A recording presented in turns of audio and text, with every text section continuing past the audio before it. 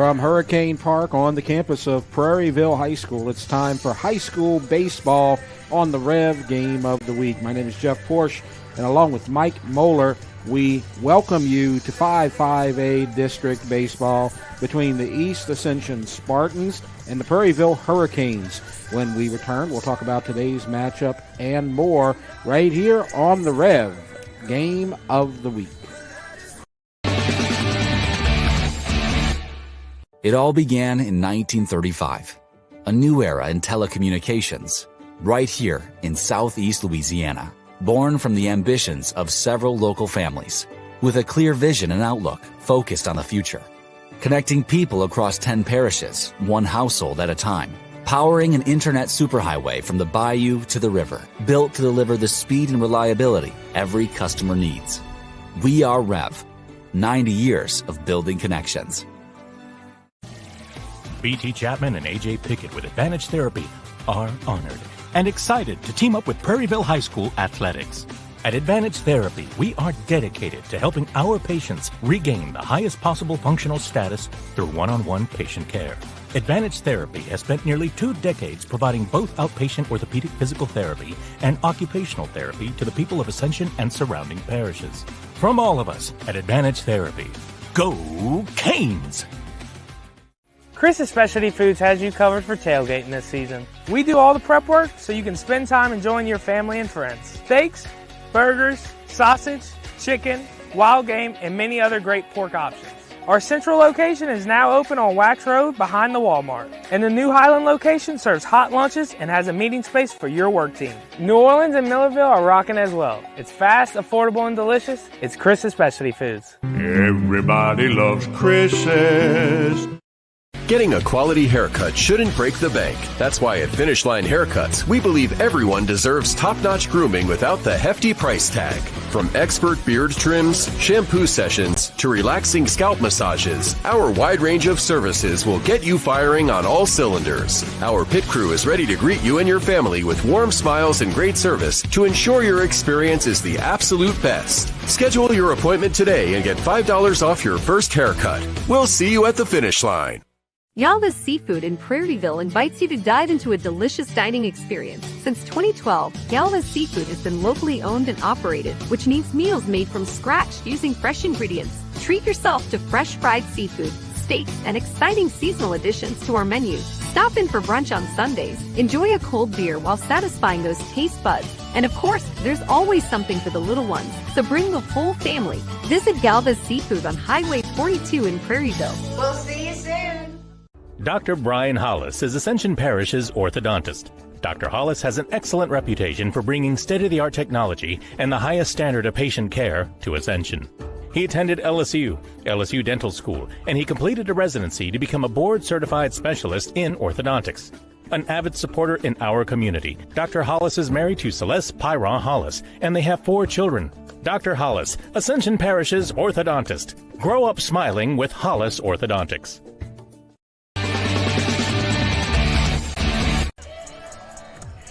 Welcome to the REV Game of the Week from Prairieville High School. It's 5-5A District Baseball between the East Ascension Spartans, 13-11, 1-4 on the season, and the Prairieville Hurricanes, 13-9, also 1-4 on the season. I'm Jeff Porsche. Mike Moeller is with me. This game was supposed to begin at 6. We are in a delay. You can tell it's not a weather delay, I'm sure. It's an umpire delay, and they are coming through the gate out on the right field line, so we are close to game time at this point. But we got a little time to tell you about what's happening here, and this is the game 2. You do a home and home in district play in 5-5A baseball, and so this is the second of 2 between East Ascension and Prairieville. And I was at the game Saturday, Mike, and it was a game that was won by East Ascension, and it was a classic. Yeah, I mean, if you kind of look at the box score there, yeah. You and I were talking about it earlier. I mean, you go in an extra innings, Prairieville ties it up in the 7th, and each team puts up a little crooked number in the 8th inning in an extra inning. So, I mean, that's impressive. Kind of maybe getting into some pitcher's arms, and later in the game might be getting a little bit tired. Maybe that's a result. That's how you see those threes there at the end. But East Ascension with that walk-off with the 1 run in the bottom of the ninth to claim their first district victory. Right. It was a great game, and there were lots of lead changes. Prairieville had the early lead. East Ascension came back, and as you said, Mike, Prairieville got a run in the 7th, and a great defensive play kept it from being more than that and kept that game from ending in 7. And then you got to 8-5 in the top of the 8th. Then EA tied it in the bottom of the 8th, and as you saw, it's a 9-8 victory for the Spartans. And so as we move from that, let's look at the 5-5A records. As we mentioned, they're both 1-4. They're at the bottom with Walker in the standings. Right now, Live Oak and Dutchtown are at the top of the standings. Yeah, I mean, we talked about that last week. Even the week prior, Live Oak, way up there on the rankings list in the state, right around that number 1 spot so far this season, 5-0. Dutchtown off this series. We talked about there is 7 teams now in the district, so at least one team will have Tuesday or Thursday off 1 week, and that's Dutchtown this week, so that's why you see their record. They're still just 4-0.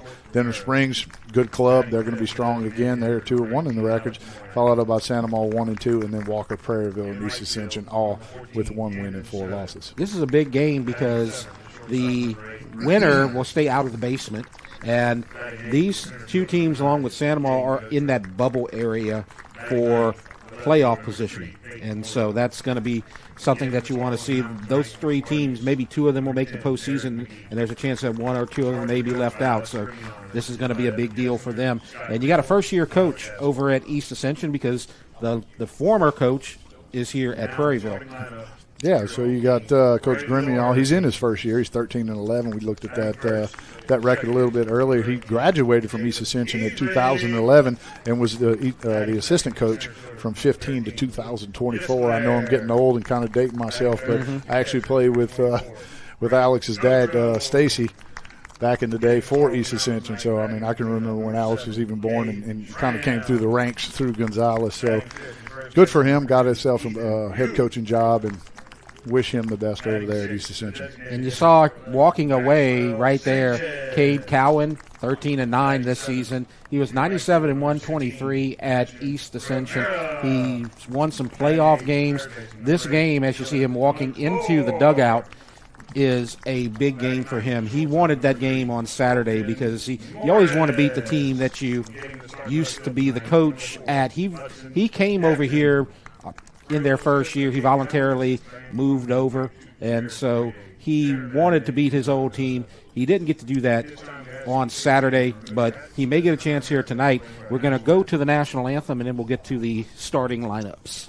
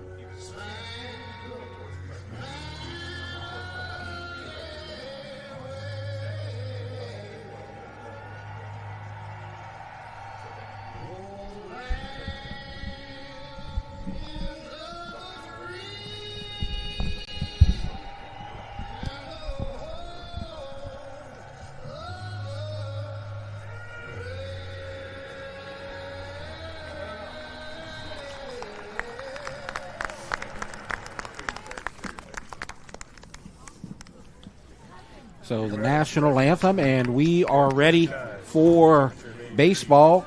A little bit late, but it's never too late for baseball, as we're going to have 5-5A district play between East Ascension and Prairieville tonight on the REV game of the week. You see on the left side, Prairieville in white, the home team.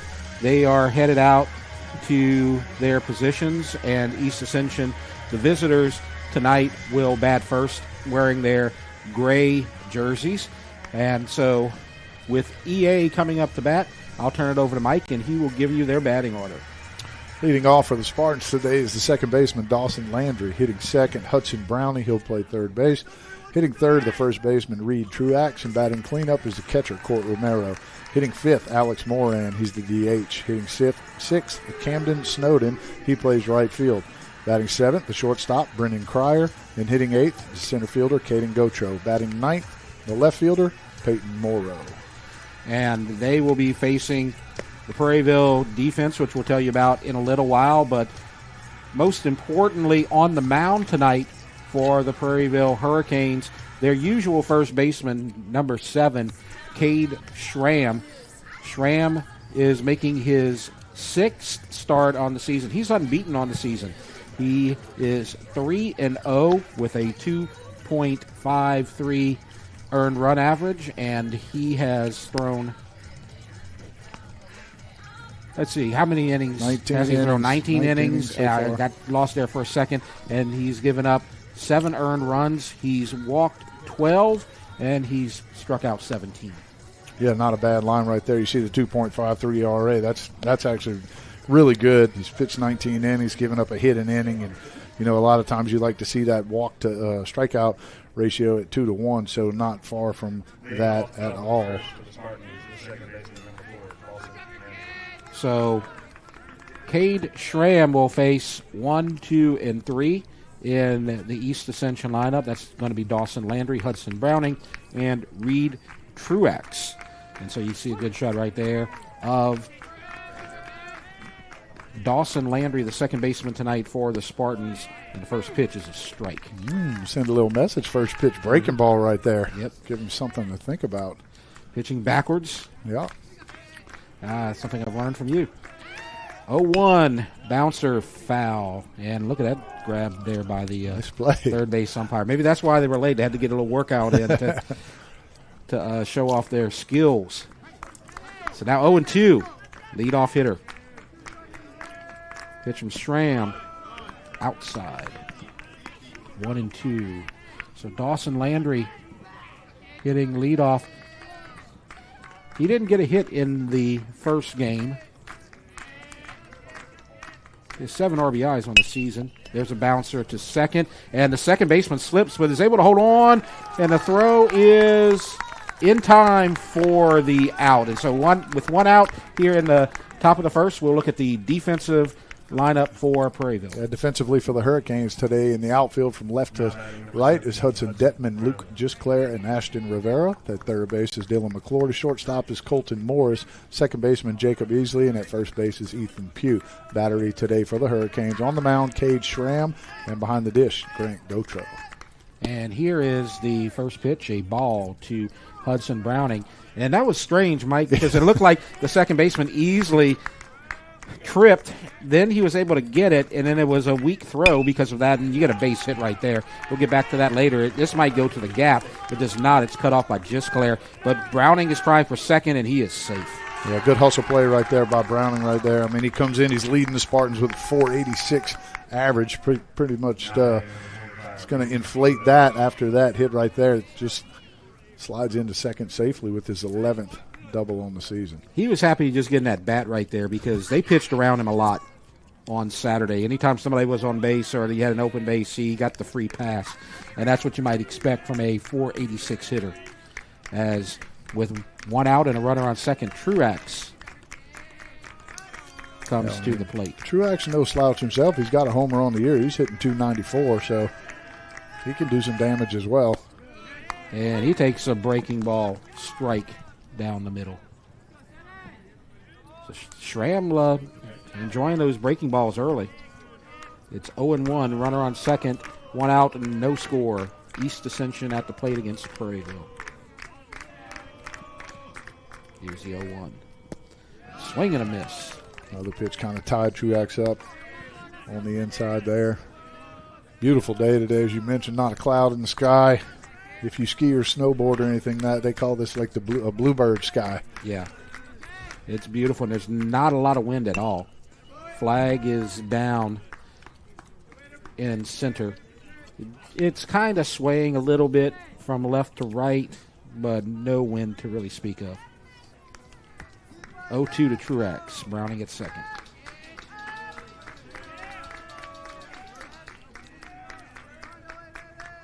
And that's fouled down the right field line and out of play. And that's what pitching backwards will do for you right there. Kind of started him off slow early in the count, right? And then whenever you throw a fastball, that's when you're going to make that hitter be a little bit tardy because he's still kind of protecting, trying to sit back on that off-speed pitch.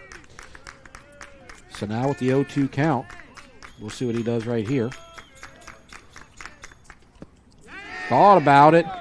They're going to appeal, and he did not go around. I agree with that. I agree also. That was a good call. Wanted to pull the trigger. Great pitch right there, but even better take. Nearly got him to take the bait. 1-2, 1 out. Inside. Again. That was nearly the same identical spot as the previous pitch. So 2-2, runner on second. Truax is 1 for 3 Saturday. Outside, he gets away, and Browning's going to get to third. Is that a wild pitch or a pass ball? I was going to say that's a wild pitch, probably. That's usually when you see him in the dirt or, in either one of the batter's boxes, it's probably going to be a wild pitch. I'm going to agree Tough with you. for Gotro right there. I mean, he's been throwing those pitches down and in, down and in, down and in, and then you go that far away. And he goes all the way back from an 0-2 count to the walk. Close pitch. Great at bat right there by Truax. So now you have first and third. Does put the double play into play if you can get the ground ball. Court Romero is going to be the hitter here, the cleanup hitter for the Spartans. So it looks like the infield's going to play back. Double play depth. It's still early.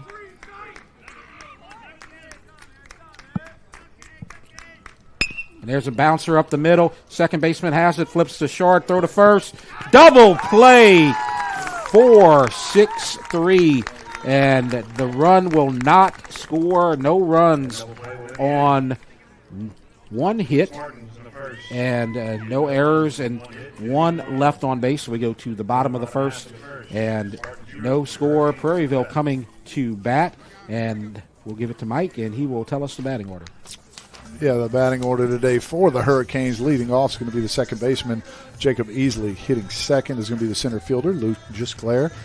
Grant Gotro, the catcher, will bat third, and Cade Schramm, doing the pitching, will hit cleanup. Hitting fifth will be the first baseman, Ethan Pugh. Batting sixth is Maxwell Sanchez. He'll be the designated hitter. Hitting seventh, the right fielder, Ashton Rivera. And hitting eighth is Dylan McClure. He plays third base. Batting ninth today for Prairieville is the shortstop, Colton Morris. And that's going to be the batting order that faces number 10 for East Ascension. That's Darren McGee. And he will get the start. This is his 8th appearance and his 7th start. He has a high ERA, and he's thrown 17 innings. He's given up 26 hits in those 17 innings. So he gives up a lot of hits. He's given up a lot of runs, but a lot of them have been unearned runs, as he's given up 25 runs. Only 16 of them are earned. He's walked more than he struck out. 17 walks, 12 strikeouts. Yeah, so what kind of sticks out to me right there, obviously he's an inning eater. He's going to be out there. He's he's a horse. But you see those walks, 17 walks, man, maybe some of the, kind of sometimes puts the defenders on their heels a little bit. You see a lot of the, the unearned runs, maybe they kind of, relax a little bit right there. So the Spartans are probably looking for Darren to get ahead early in the count and pump a lot of strikes. And He's going to face 1, 2, and 3. Jacob Easley, Luke Gisclair, and Grant Gautreau. As it's going to be Easley, who is hitting .291 on this season. He leads the team in walks, and that's a good thing you want from a leadoff hitter, but he's also hitting .291, so he's a good leadoff hitter. And so it's going to be a tough out to start this game for McGee. Yeah. And I want to bring up that defensive play at the end of the first inning. As you saw, the second baseman Easley, he kind of slipped on that first out, but was able to get it. Then he made an outstanding defensive play to get the double play right there. Got that turf monster. Sometimes everybody's like, oh, it's so easy to play on turf, no bad hops or anything like that. But a lot of times you'll see these guys, if you're wearing spikes or, kind of longer cleats or whatever, you can get it caught in the turf there. But great job. I mean, he stayed with it, didn't panic. Mm-hmm. Picked it up, made a good throw to first base, as he did on that flip to second. I mean, could he have taken it himself? Maybe so. But whenever, you have the shortstop Morris kind of coming across that bag with some momentum. Yeah. Ball was hit pretty hard. Easily knew he had a little bit of time, so give it to Morris to make a clean throw to first to finish that double play. I thought he might step on the bag himself, like you were talking about. He fouls that one back to the screen. And McGee's ahead in the count. Easily also one of the offensive stars for Prairieville. Right. Saturday, he went 2 for 4 with a triple and 3 RBIs. 1-2. Oh, and they thought they had it. He pulled the string there, but that was inside, just barely. We saw that in the at bat to Truax. He's not calling that inside strike right now. That was close. That was very close. That front door curveball. 2-2. High. 3-2. That triple that you talked about in the 3 RBIs, that happened in the 8th inning. It was a bases-clearing triple to the gap in right center, and Prairieville thought they had the game won at that point, but then they gave up 3 in the bottom of the 8th, and it remained tied. But he gets a walk right there, and that's been one of his problems. The bases on balls, and you get a leadoff walk right there. That one pitch was close, and you thought you had him on strikes, but he doesn't get it. Yeah, when you get ahead 1-2, you want to try to put him away as early as you can. And sometimes you try to make too good of a pitch and start picking around a little bit, and then you kind of dig yourself a hole. Good defensive stop there by Romero. A lot of times you see Browning behind the plate, but Romero taking it today and Browning playing at third base this evening. 1-0. Oh, he wanted to offer at that one, I think, to call it a strike.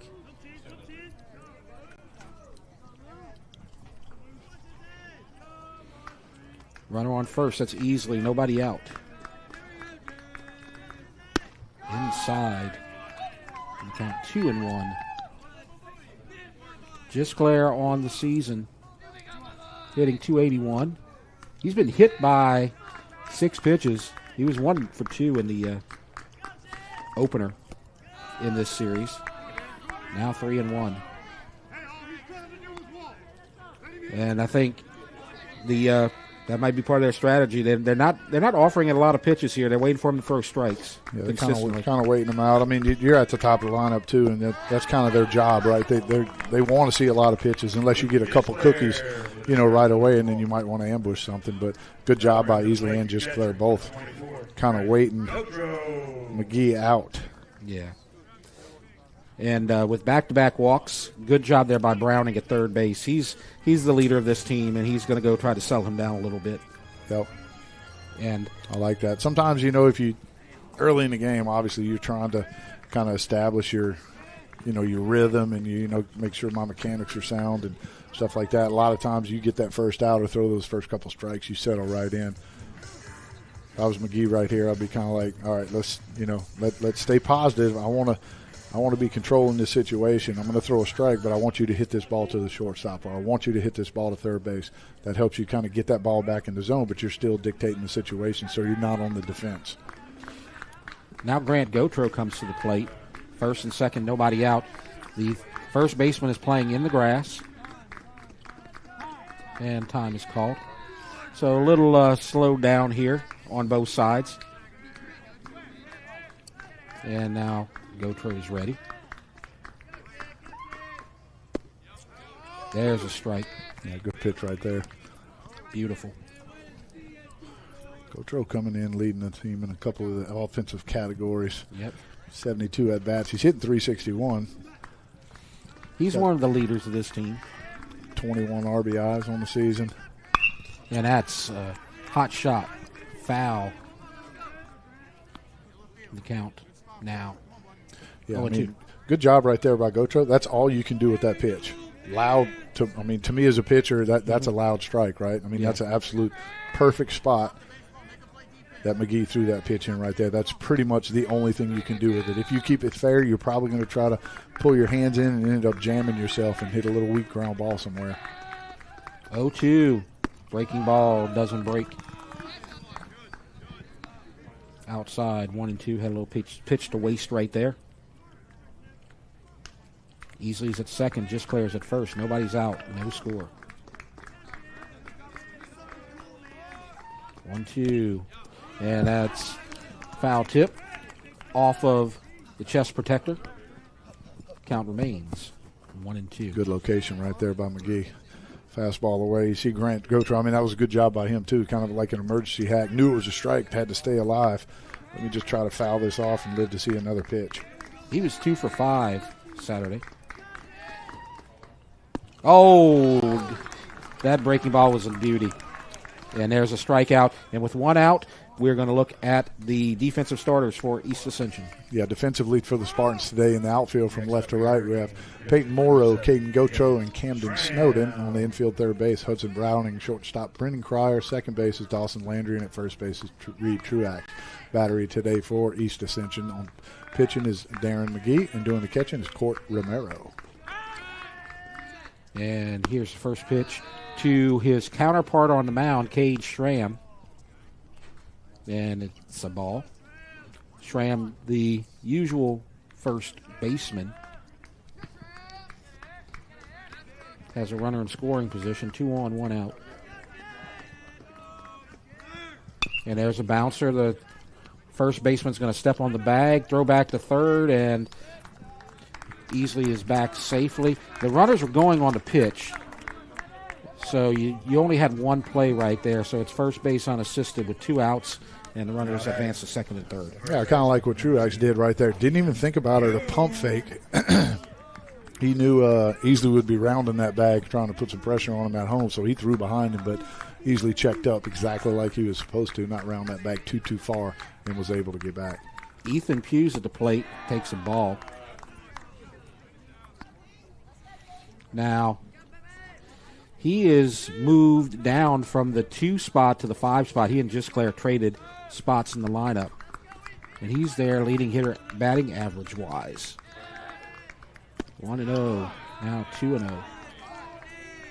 Got a bag open at first.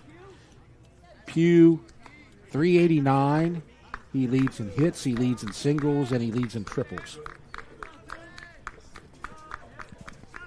And you got that base open, and Sanchez on deck. And he pops it up. They may get out of this inning. Pitcher calling for it. He makes the play. Love it. I know you love the pitcher making the out. Athletes, man. And you get no runs on no hits. You got no errors and 2 left on base after 1 at no score, East Ascension and Prairieville. You're watching the REV Game of the Week.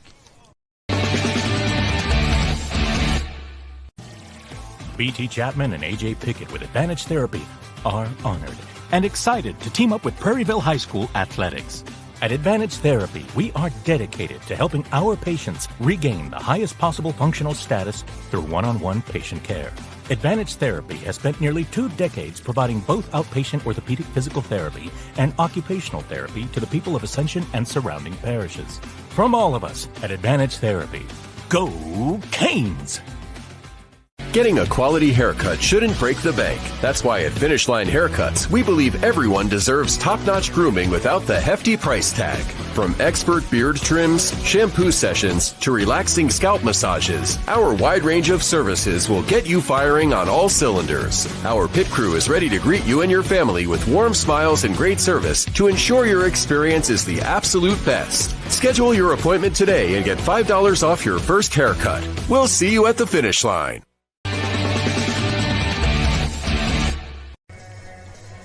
Top of the second at Prairieville, no score. East Ascension at Prairieville, Jeff Porsche, Mike Moeller with you.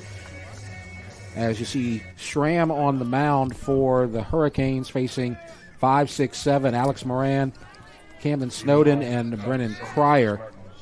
You see a great shot of Alex Moran. I love those headshots on the East Ascension side.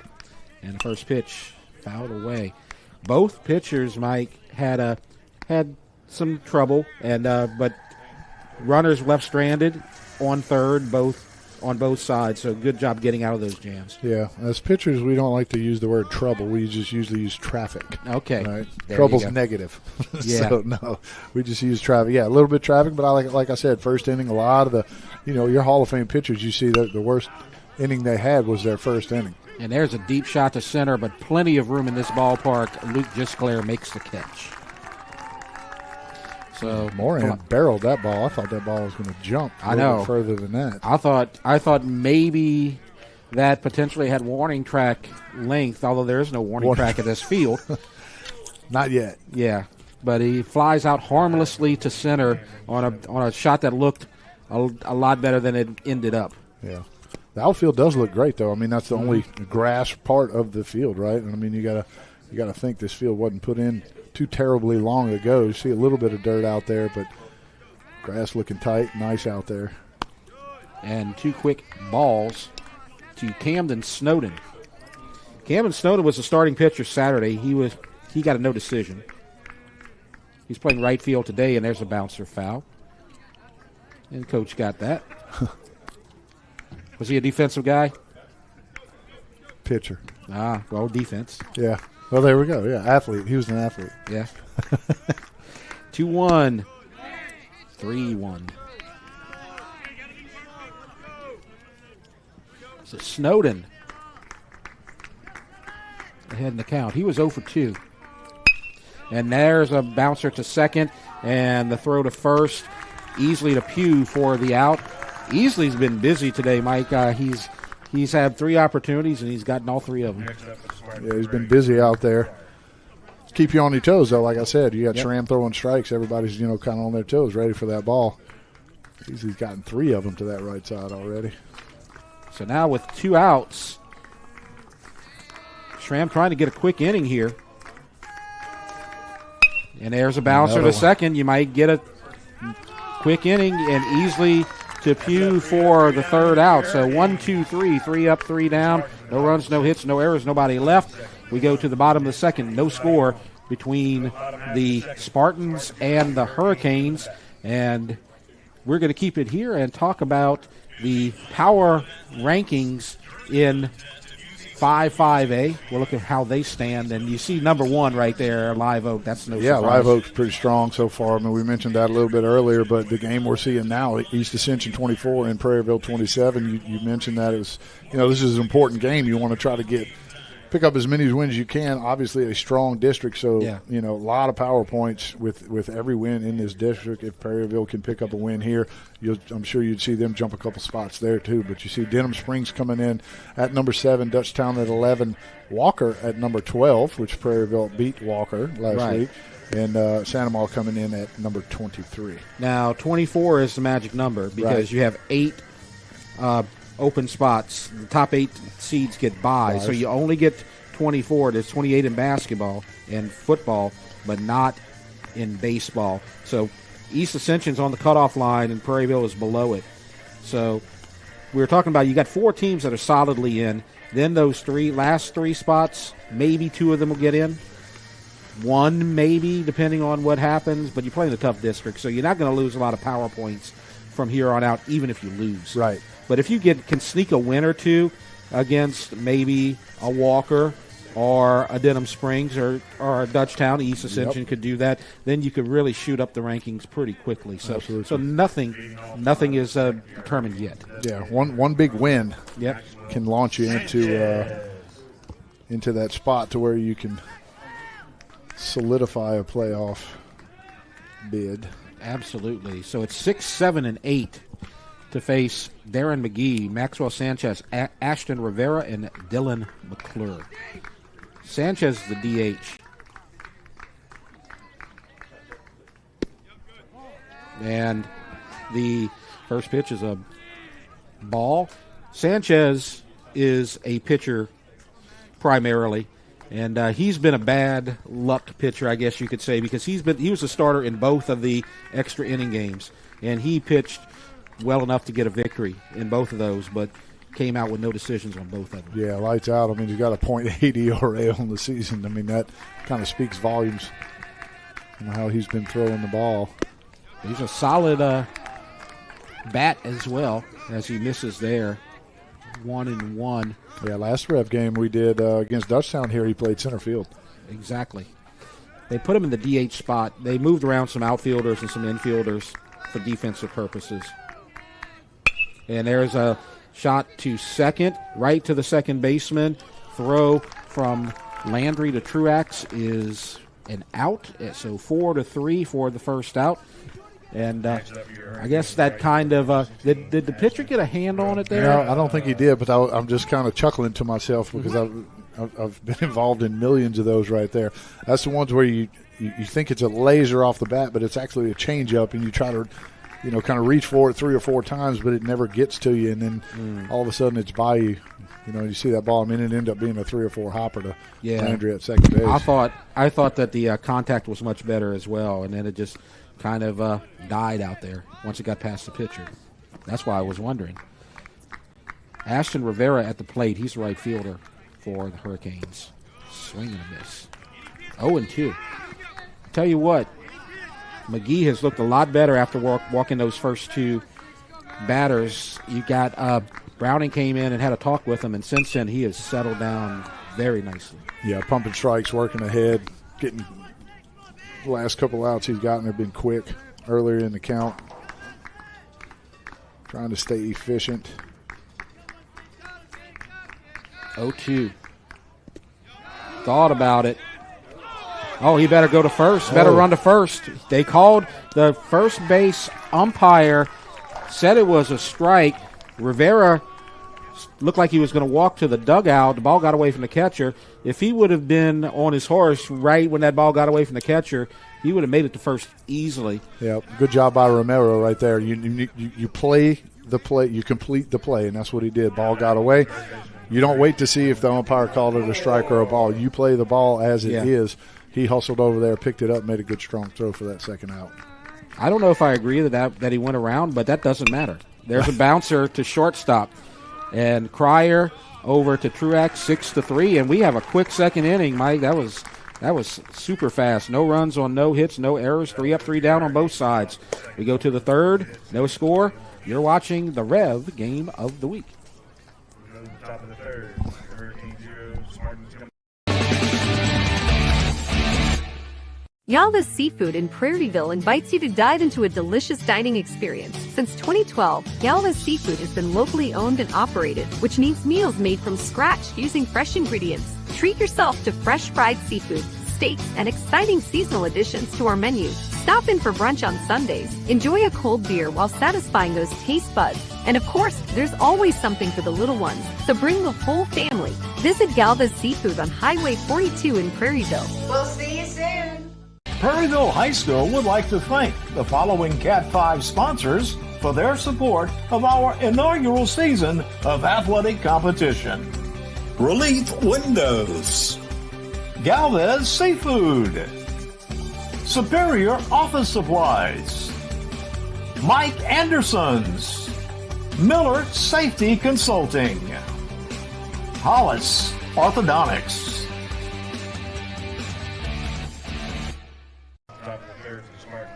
We go to the top of the third, no score, East Ascension and Prairieville. Cade Schramm on the mound will face 8, 9, and 1. Caden Gotro Peyton Morrow and Dawson Landry.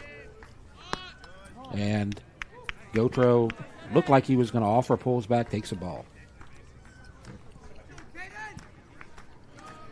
Caden Gautreaux had a successful first game as a quick bouncer to third and the throw to first. So just as I say that, he makes the first out of the inning. Got down the line, hustled there. I was going to say that's Gautreaux's one that the Spartans want to get on base. Yeah. Leads the team with 19 stolen bases. And he was 2 for 4 Saturday, so that's a big out for Prairieville. They had a lot of trouble getting that 7, 8, 9 out. I'll talk about that more as we go. But now number 9, Moreau, comes to the plate. He was 2 for 3.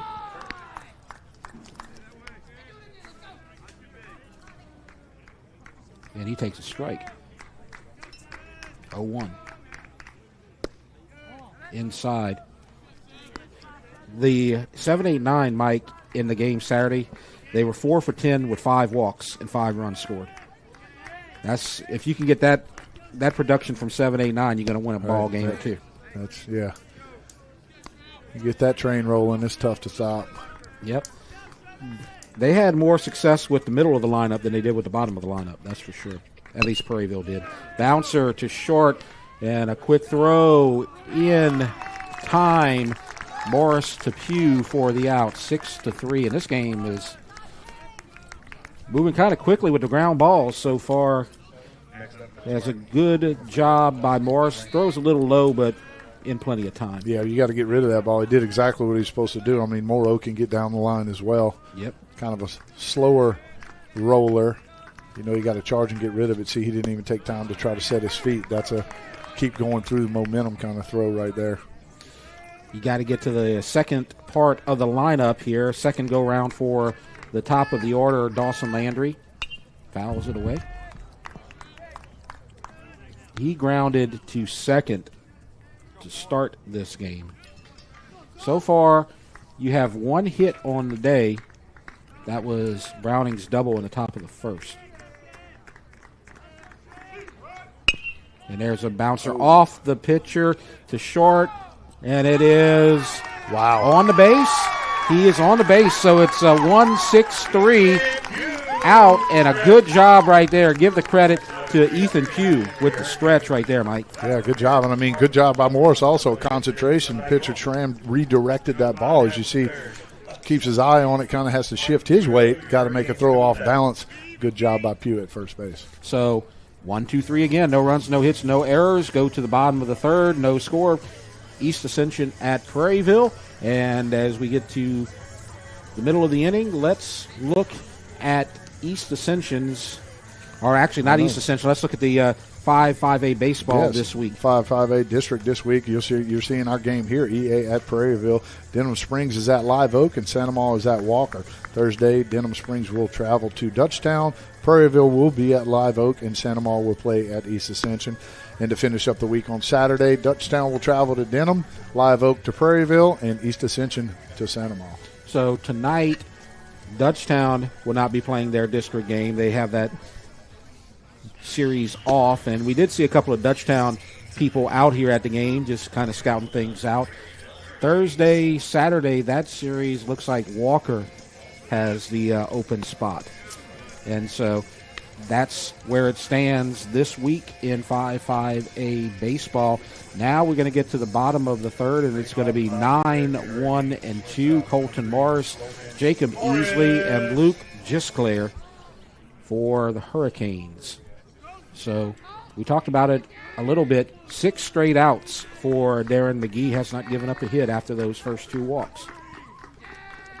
Here's Morris. That was close. Calls that a ball. Little tall. A little bit high right there, but, I mean, the pace of the game has picked up tremendously. Both pitchers pounding the strike zone, getting some outs early in the count. There's a deep drive to left, and it is off the wall, and I think it hit that post and rolls back in, and he's going to have a stand-up double. The 9-hole hitter with a little right emphasis. He poked that ball in the left, and I think you're right. I think it did hit the light post. Or I don't know if the fence is that close to it, but it looked like he kind of trampolined back and gave Morrow a little trouble as it ricocheted. back towards the infield. It definitely hit that. Either hit the post that holds up the fence, or it hit the light pole. One or the other. It hit one of them. Yeah, Morris put a charge into that. I mean, that ball's 3/4 of the way up the wall. Maybe a little bit of wind, that ball's out of here. Now Jacob Easley, top of the lineup, and they may be dropping one to get him a third, but he takes a strike instead. And that's the number 9 hitter. He made a couple of nice plays in the field. How often do you see that? A couple of nice plays in the field, then you lead off and get on base. Now we're going to have a little discussion. It says 1-0 on the scoreboard. I believe it's 0-1. Did he take him? Did he pull that bat back on that? No, he called it a strike. Oh, okay. It was a called strike. He pulled back, but I think the umpire called it a strike. I thought he did. Yep. Yeah, he's got 1-1. Okay. He's holding up 1-1, and so now we got it fixed on the scoreboard as well. Yeah, easily trying to get that bunt down. He's got 3 sacrifices on the year. Try to get Morris over to third with less than 2 outs. They're ready for it, and he drops it down to third baseline. That's a perfect bunt.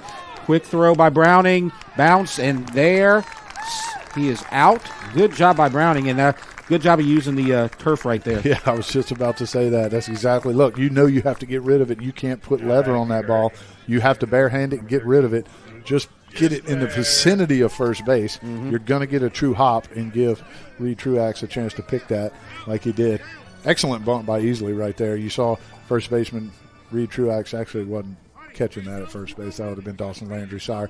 Truax was way in, forcing Easley to bunt that ball down third baseline with Browning back. He got the bunt down exactly where it needed to be. Infield's playing in. And Luke Gisclair takes a ball. He walked in the first, got the second. Maybe the best opportunity so far to get a run on the board for either team. 1 out, runner on third, no score.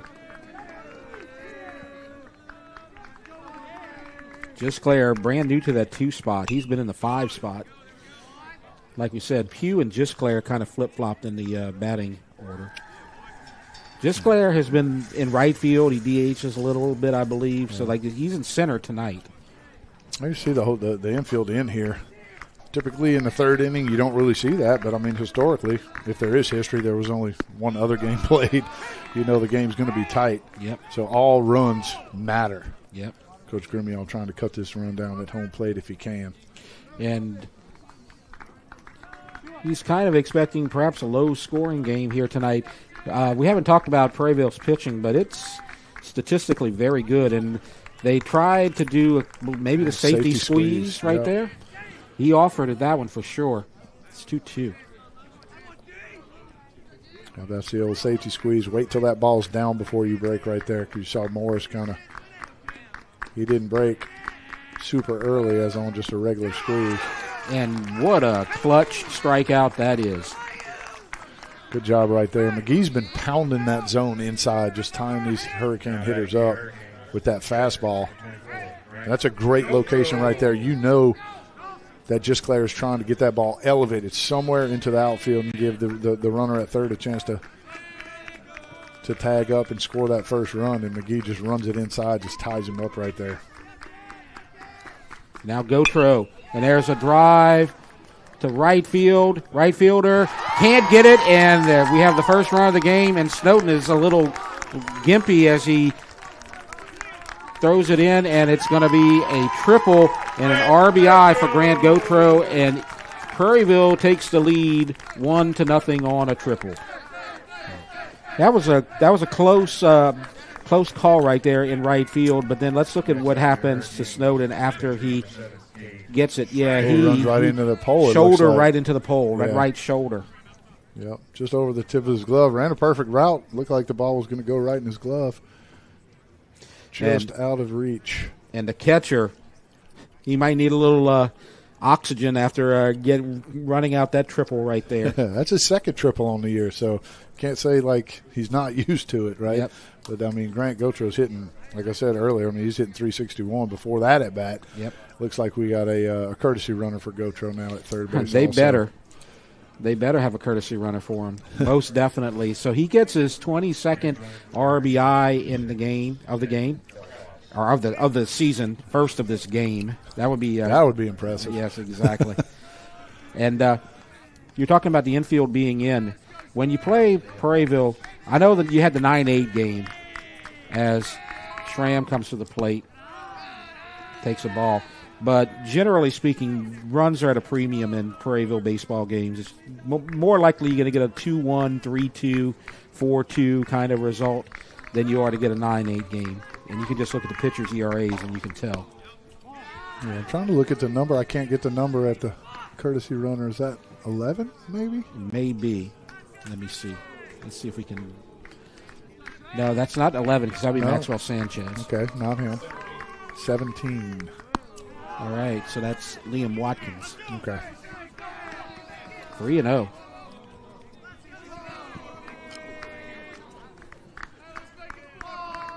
Schramm trying to get an insurance run for himself. Got to take the strike right there. Yeah. Absolutely. I mean, both pitchers got into a groove the last couple innings there, right? Really efficient, low pitch counts. Mm-hmm. You're Schramm, you're trying to get your opponent to just foul. Get your opponent to get that pitch count up. Yep. You had a couple of innings where I believe in the third or the second inning he had 7 pitches. So you're upping it definitely in this third inning. Oh, he swung at one at his head. He swung at ball 4, and so he bails his pitching counterpart out with the strikeout. So you get 1 run on 2 hits, no errors, and 1 left. It's 1-0 Prairieville after 3. You're watching the REV Game of the Week. Dr. Brian Hollis is Ascension Parish's orthodontist. Dr. Hollis has an excellent reputation for bringing state-of-the-art technology and the highest standard of patient care to Ascension. He attended LSU Dental School, and he completed a residency to become a board-certified specialist in orthodontics. An avid supporter in our community, Dr. Hollis is married to Celeste Pyron Hollis, and they have 4 children. Dr. Hollis, Ascension Parish's orthodontist. Grow up smiling with Hollis Orthodontics. Prairieville High School would like to thank the following Cat 5 sponsors for their support of our inaugural season of athletic competition. Relief Windows, Galvez Seafood, Superior Office Supplies, Mike Anderson's, Miller Safety Consulting, Hollis Orthodontics.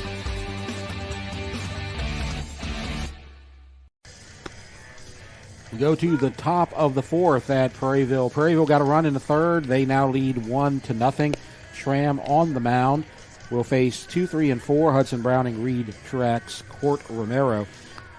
And looking at Prairieville, and you're looking at Dylan McClure, who has had 2 3 up, 3 down innings in a row. He's got a 2.53 ERA on the season. The Prairieville pitching staff has a 2.19 ERA on the season. So that might be why they were trying not to give up that run. Yeah, Cade Schramm, not Dylan McClure. Oh, yeah, okay. You're right. I was thinking of the game earlier. Yeah. Okay. He pitched. He was up 8-5 in the 8th inning of that game. He's not going to pitch today. He threw his share on Saturday. And if you're Prairieville, this is the time that you want to face Browning, right? Base is empty. Obviously, you might want to face him. You know, it might be a little bit better if it's 2 outs and the bases are empty and he's by himself. But I think maybe if you talked about he didn't get to see many pitches to hit that last game, if there's some traffic on the bases, they may pitch around him. 3-0. He was 2 for 3.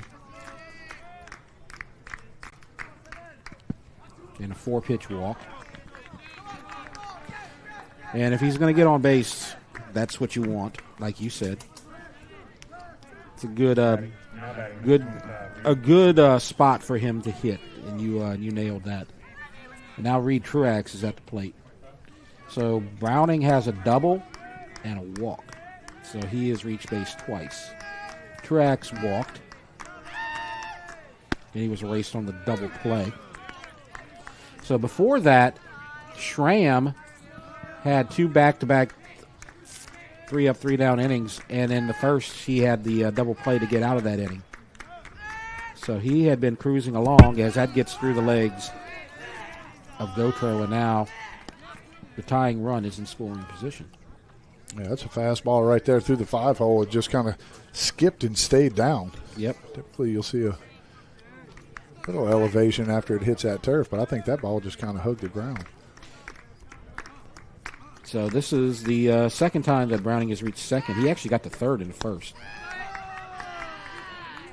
Truax, the number 3 hitter, at least looking like he's going to bunt Browning over with no outs, pulls back and counts 2-1.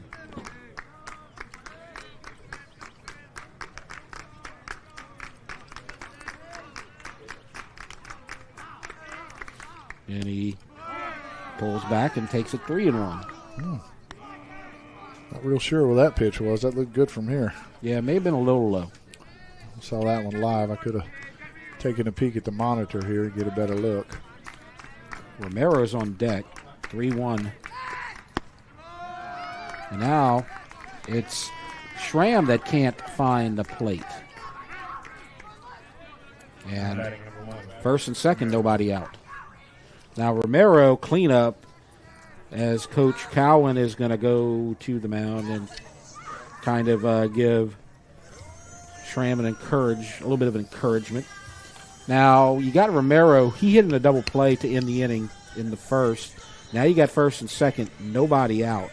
Now this is a position where you might want to drop one, but you got your cleanup hitter right here, and that's not usually going to happen.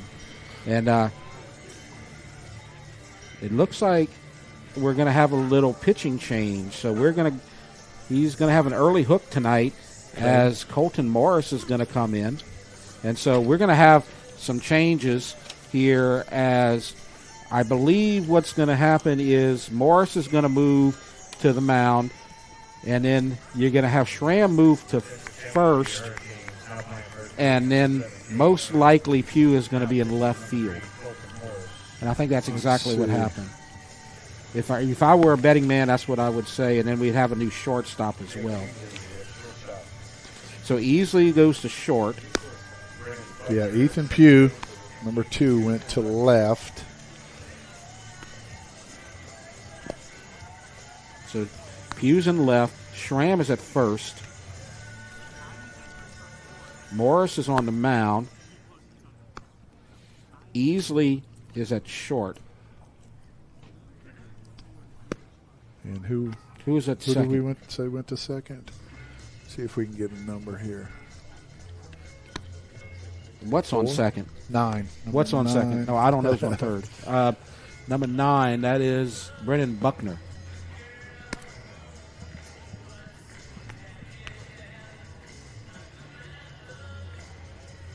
So most likely what's going to happen is Buckner is going to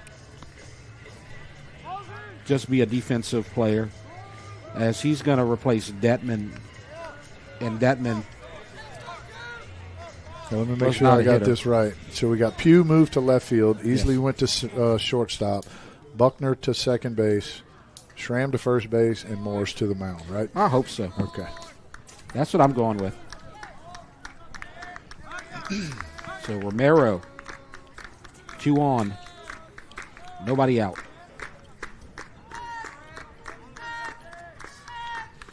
And he is going to drop one straight to the pitcher, and it's going to be a 1-4 sacrifice. He does his job very well. Runners are at second and third. That's Browning at third. Truax at second, a base hit. Could give them the lead. Now batting, number 18. And that's Alex Moran. Moran flew to center. That was that ball that we thought that he hit very well, but then it wound up being a routine out to Gisclair. Right. And that's a strike. Yeah, Morris has got a good breaking ball when it's on. And a nice little lane changer. We saw him pitch against Dutchtown here a couple of weeks ago. 2.13 ERA. Another one. Strike 2.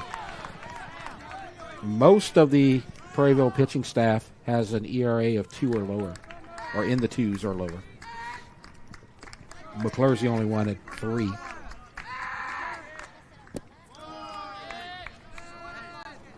He looked like he tried to overthrow that one just a little bit. He threw 2 great curveballs right there. You got to kind of got the hitter trying to sit curveball. You really don't have to gas that one up. Just hit a spot to be effective.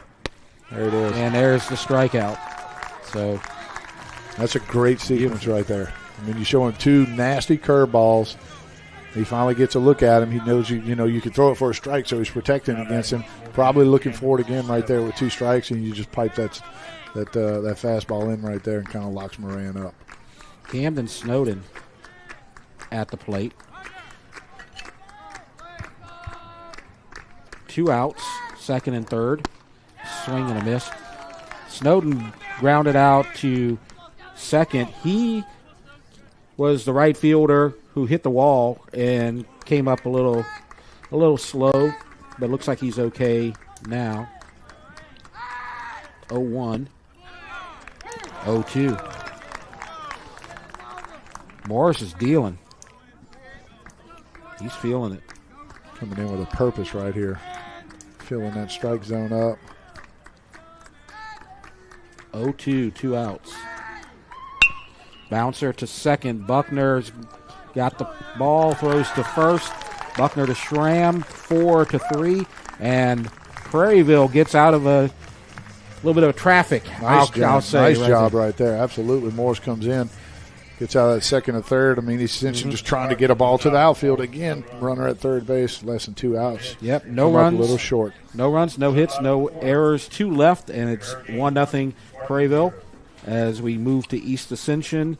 And you see what they have in their home-and-home series. Yeah, what they have left in the district play tonight. Obviously, you've seen them here at Prairieville. Then on 27th and 29th, they will host Santa Maria, then travel to Santa Maria on April 5th and 8th. We will do that game. It will be at East Ascension. Dutchtown will be there. That will be a REV game of the week. And then on the 8th, they will travel to Dutchtown and play there. And they will finish up the district traveling to Walker and then hosting on April 12th. And that Santa Maria series, that's going to be interesting because in recent memory, it's usually a case where Santa Maria is high up in the power ratings and East Ascension's kind of a little bit lower. But right now they're both right there in that bubble zone. So it's a series that's going to have big meaning for both of those teams on Thursday and Saturday. Yeah, and then, I mean, if they can pick up a win against Walker, we saw Prairieville pick up again against Walker, a win against Walker. Yep. It's kind of a tongue twister, but, I mean, if they can get, split one of those two, that'll give them a nice little boost with some of those power points at the end of district play. Yep. So East Ascension could be a playoff team. We'll have to see. Ethan Pugh, Maxwell Sanchez, Ashton Rivera, 5, 6, and 7 coming to the plate for the Hurricanes, who lead 1-0, and that's very quickly fouled. Right past the umpire. Between the umpire and the third base coach.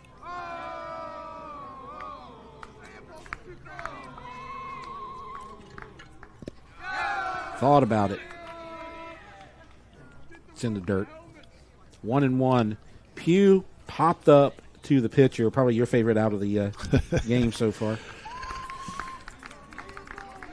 Love it. All the infielders always want to make us get out of the way. I get it.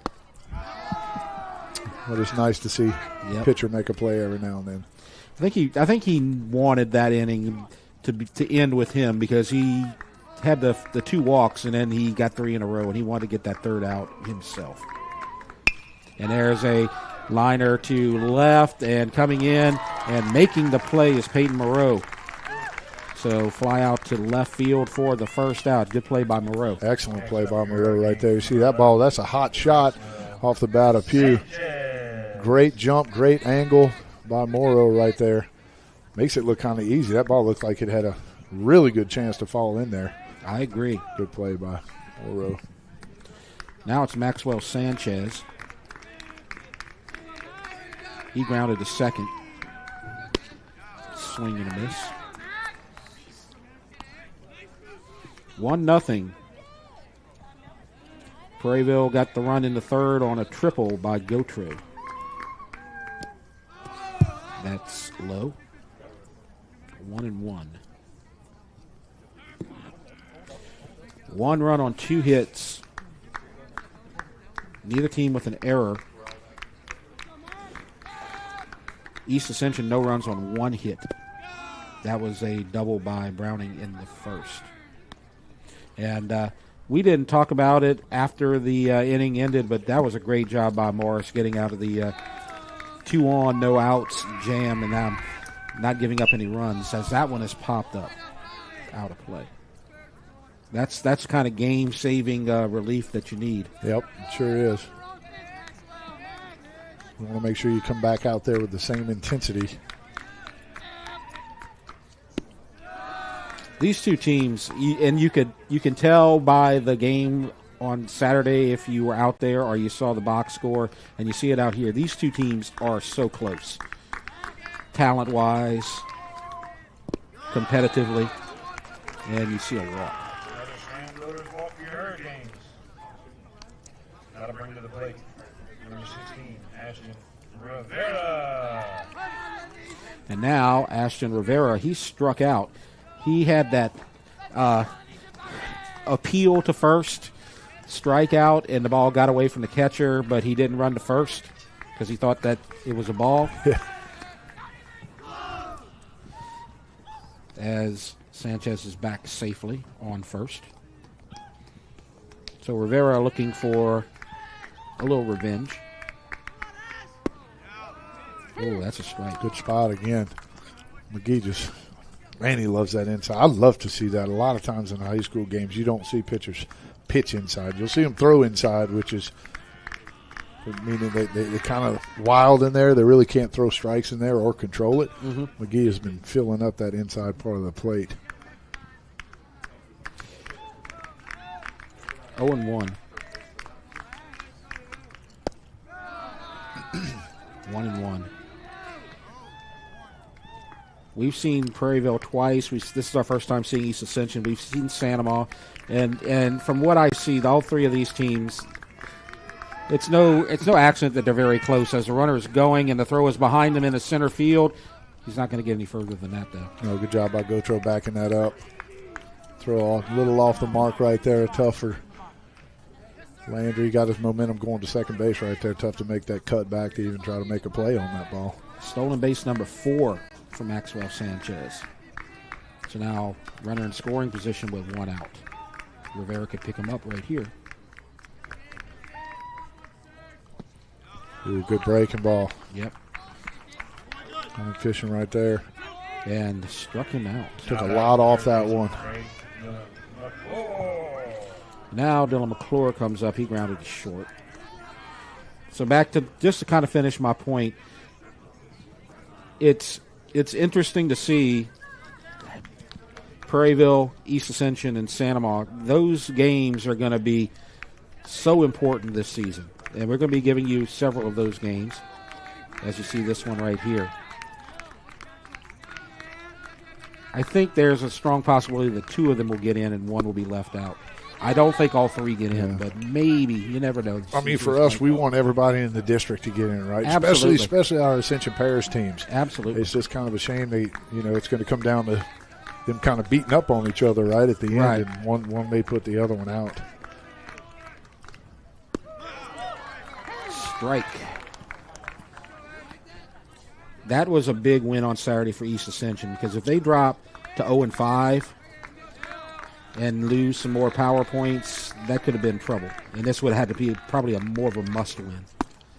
And a 3-pitch strikeout. So after getting the runner to second, McGee with back-to-back strikeouts, no runs on, no hits, no errors, and 1 left. We go to the top of the 5th, 1-0 Prairieville. You're watching the REV Game of the Week. BT Chapman and AJ Pickett with Advantage Therapy are honored and excited to team up with Prairieville High School Athletics. At Advantage Therapy, we are dedicated to helping our patients regain the highest possible functional status through one-on-one patient care. Advantage Therapy has spent nearly 2 decades providing both outpatient orthopedic physical therapy and occupational therapy to the people of Ascension and surrounding parishes. From all of us at Advantage Therapy, go Canes! Getting a quality haircut shouldn't break the bank. That's why at Finish Line Haircuts, we believe everyone deserves top-notch grooming without the hefty price tag. From expert beard trims, shampoo sessions, to relaxing scalp massages, our wide range of services will get you firing on all cylinders. Our pit crew is ready to greet you and your family with warm smiles and great service to ensure your experience is the absolute best. Schedule your appointment today and get $5 off your first haircut. We'll see you at the finish line.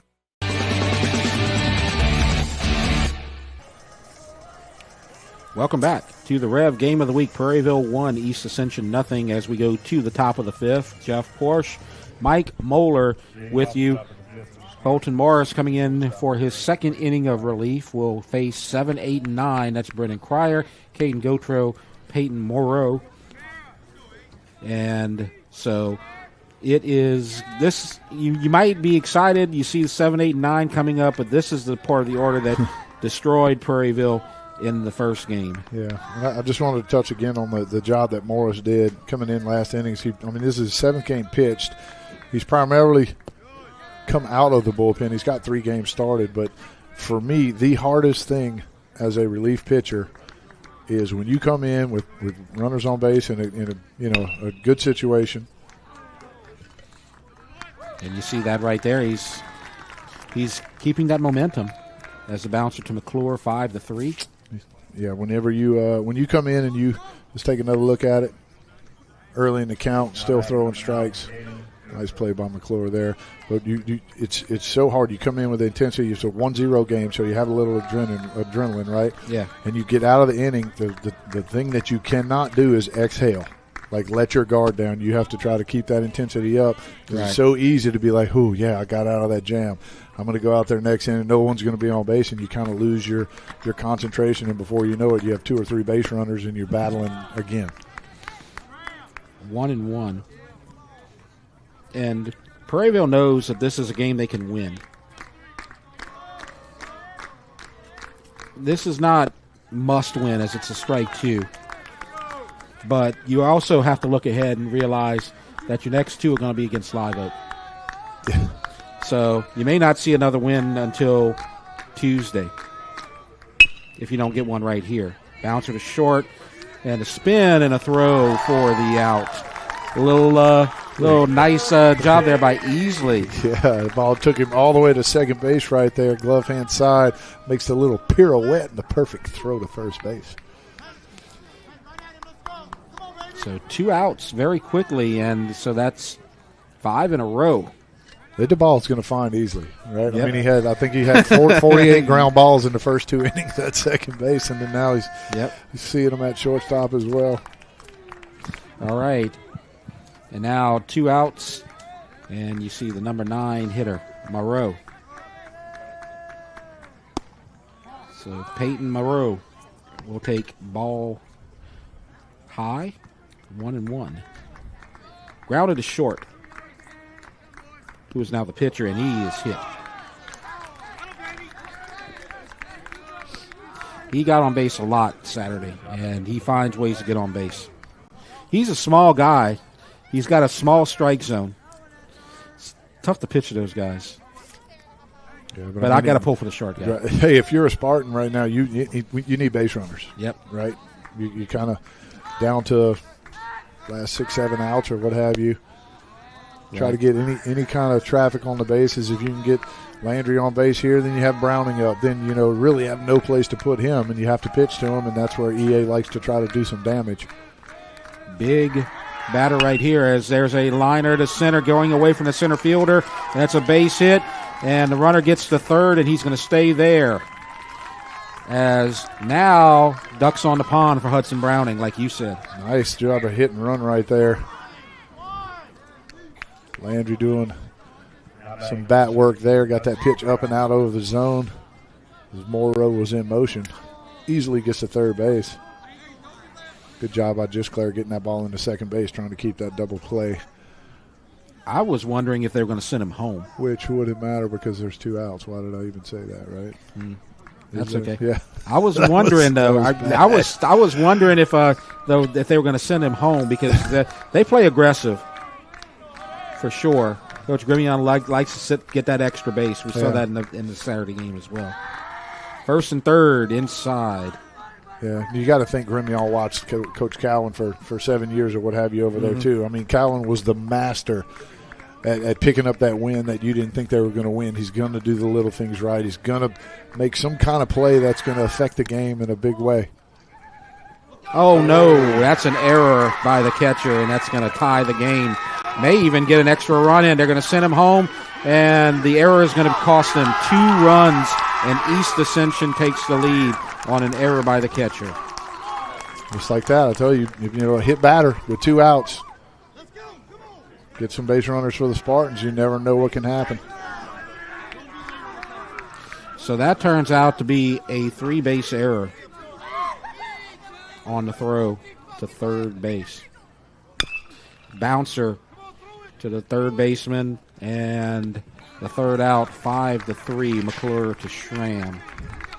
And so you score a pair of runs on 1 hit, 1 error, and nobody left. And so it's 2-1 East Ascension with the lead. And as we go to the bottom of the 5th inning, let's take a look at Prairieville's 5-5A home series remaining. Obviously, we are here and they're hosting East Ascension on the 27th and 29th. They will travel to Live Oak and then host Live Oak. April 1st and 3rd, they will host Denham Springs and then travel to Denham. And to finish up the district play, April 5th and 8th, they will host Sanamaw, and then we will do the game where they travel to Gator Park to finish out the district. Yep, that could be a game with playoff implications. I keep saying that, but it's a fact. As all these teams are so close to each other, and every game counts here in the bottom of the power rankings as far as the playoffs go. Just saw a 2-run inning in the top of the 5th for Prairieville. A couple of unearned runs on the error. And, again, if you point back to Saturday, what seemed to happen with these two teams being so close to each other competitively, when one team scores in the top of the inning, the other team oftentimes answers with a run or two. So you saw that in the 8th inning, in extra innings, where Prairieville got the 3 spot, and you thought maybe Prairieville was going to pull it out, and then East Ascension got 3 in the bottom of the inning. Yeah. I mean, East Ascension, that's exactly what they were trying to do right there. You get Landry in motion going to second, hoping to draw a throw to give Morrow maybe even a chance to steal that base home to tie that game up, and then you get to throw down that gets away and end up scoring both runners. As a strike to the pitcher now, Colton Morris, who doubled to left. It's 9-1-2. Morris, Jacob Easley, and Luke Gisclair for the Hurricanes. Fouled away. 0-2. He was flirting with the long ball his first at bat. Yeah, he torched that one. He definitely got the barrel to that ball, that first at bat. I mean, McGee has just, to say he settled in would be an understatement. Yep. In total control out there. He had that first inning. He had some problems in the third, gave up the double and the triple, and gave up a run. Oh, and you go from that 0-2 count. Did that come off the bat? Off the knob. Yep. So, actually, that was a foul ball. I thought so, but my initial reaction when I see that is he's going to take first base. Yeah. Well, you see him not immediately, take his hand off the bat and shake it or something like that. That hit the bat. Swing and a miss, and he strikes him out. You could actually hear it from our microphone. Yep. Right behind home plate there. Great microphone placement. I want to thank Courtney for going down there and putting that mic right there. So 1 out. Now Easley comes to the plate. The busiest Hurricane of them all in the field. There's a ball.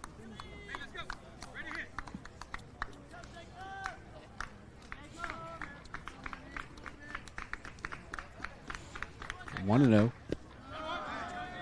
2-0. You can see from the crowd shot behind home plate, East Ascension is representing really well. They brought a lot of people to this game. It's a nice crowd overall here tonight, here at Prairieville. 2-0. You know, East Ascension had so far to travel. Well, I mean, it's kind of silly to say, but it might be the furthest that anyone has to travel, like, within the district, right? I mean, Dutchtown to Prairieville is nothing. Dutchtown to Prairieville is even closer to this. Maybe Dutchtown to Santa Maria might be a little bit further from East Ascension. Yeah. Here. Dutchtown to Santa Maria or East Ascension to Prairieville. Yeah. 3-1. Ball 4. Easily doing exactly what he's supposed to do as the leadoff hitter. You know he's going to take some pitches. He draws his second walk. Now, Easley on the season, he had 14 walks going into the season. So he's now at a team leading 16. Yeah, and he was leading the team before. Yep. He got the 2 walks tonight, so he just kind of padded that lead a little bit more tonight. So he's got 2 walks and a sacrifice. So he's waiting for his first official at bat. He's 0 for 0. Yep. And made 48 plays in the field. Yep, it's interesting. I'll tell you what, that's a great job by Darren McGee right there. Yep, he put his team in a position to win, and that's all you want. That's exactly right. I mean, he a little shaky in the first inning, battled out of it, kind of settled in, was super efficient after that. You know, when you talk about starting pitchers, you just want them to go deep enough and give their, put your team in a position to win a game, and he's done exactly that. Good job by Darren McGee. So I believe this is Cryer coming in from the shortstop position. Let's see. Number 8. So Cryer's going to come in. We're going to need a new shortstop.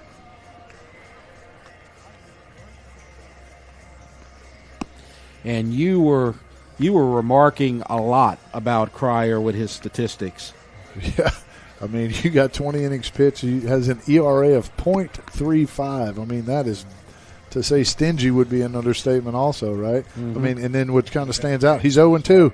Like, he's given up no runs, and he's 0-2. I mean, he's given up, 1 earned run, but 8 total runs, right? So he's given up 7 unearned runs, so that's probably where the 2 losses result from.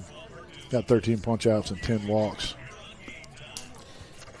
Now, they called in Alex Moran. I heard a public address announcer say that. I wonder if he is the new shortstop. He was in the DH spot earlier. Oh, no. Okay, he's correcting himself.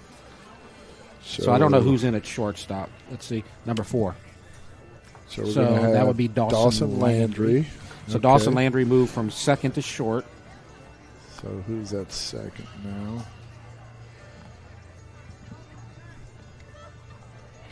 We'll have to check that out. That may be Moran. Who knows? We'll figure it out. No, Moran's a little bit bigger than that. I'll keep an eye on him if he turns around at any point. The thing I like is they got huge numbers on their backs. Right.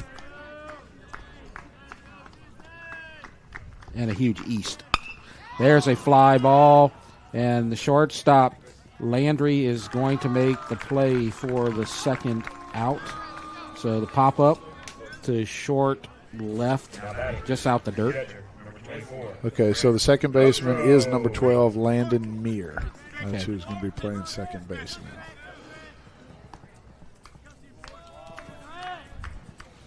now. All right, so now, just like that, 1 pitch. Cryer gets an out. And now Gautreaux, he's going to try to make amends here. He had the wild throw to third on the steal. They gave up the 2 runs. The RBI triple. Yeah, he got them in the third. You can't say much because he put them in the position to take the lead. So he's had a good game so far regardless. flies to trouble. right, and the second baseman, Mears, is going to make the play. So you got 3 pitches, and they're out the inning. So no runs on no hits, no errors, and 1 left. And so we go to the 6th, and it's 2-1 East Ascension. You're watching the Rev Game of the Week. Galva's Seafood in Prairieville invites you to dive into a delicious dining experience. Since 2012, Galva's Seafood has been locally owned and operated, which means meals made from scratch using fresh ingredients. Treat yourself to fresh fried seafood, steaks, and exciting seasonal additions to our menu. Stop in for brunch on Sundays. Enjoy a cold beer while satisfying those taste buds. And of course, there's always something for the little ones, so bring the whole family. Visit Galva's Seafood on Highway 42 in Prairieville. We'll see you soon. Prairieville High School would like to thank the following Cat 5 sponsors for their support of our inaugural season of athletic competition. Relief Windows, Galvez Seafood, Superior Office Supplies, Mike Anderson's, Miller Safety Consulting, Hollis Orthodontics.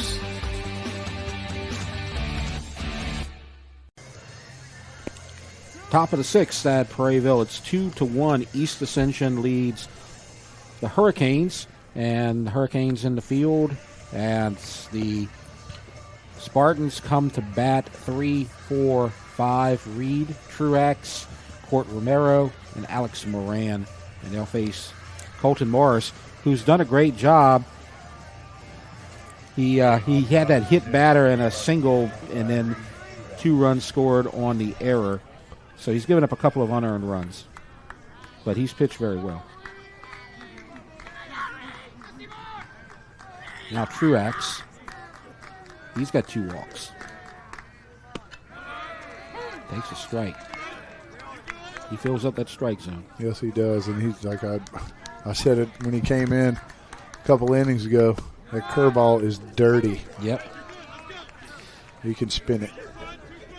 Prairieville's strength has to be their pitching, and we're seeing it here today as well. Ooh. Caught looking. Our first reverse K of the night, as Truax is down on 3 strikes for the first out. Now we're going to see Romero. He's into a double play and sacrificed.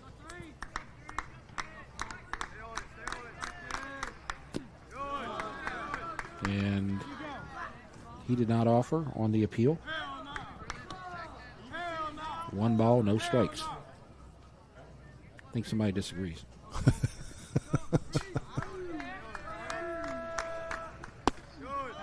Inside. 2-0.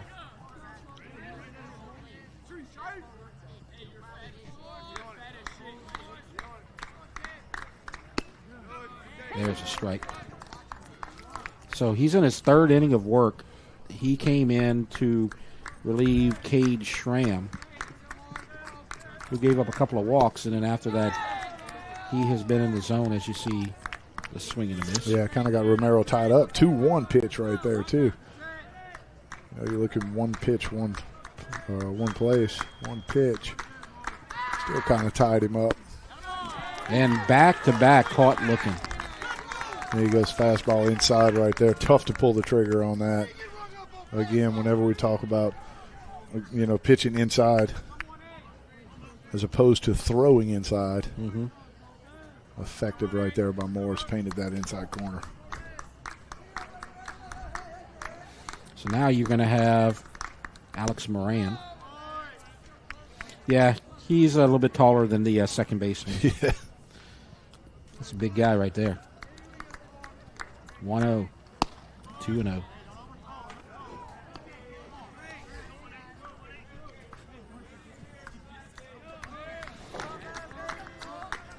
Two runs on 2 hits versus 1 run on 2 hits. Ball 3.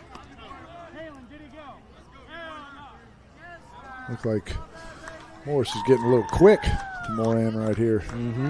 Overcooked a couple of those pitches. And there's a strike.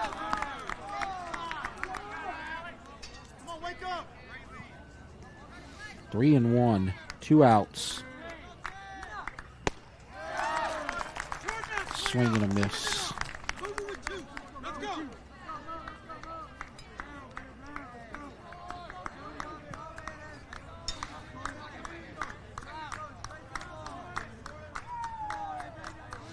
Trying to get out this inning, 3 up, 3 down. 3 in a row, caught looking. Wow. So 3 strikeouts in a row, no runs, no hits, no errors, nobody left. What an inning for Colton Morris. We go to the bottom of the 6th inning, 2-1 Spartans, as we now move on to look at our schedule for the game of the week. So that's what we have coming up, or to finish out the season. 3 softball games and 1 baseball game. On the 29th of this month, Dutchtown will travel to Santa Maria. That'll be a softball game.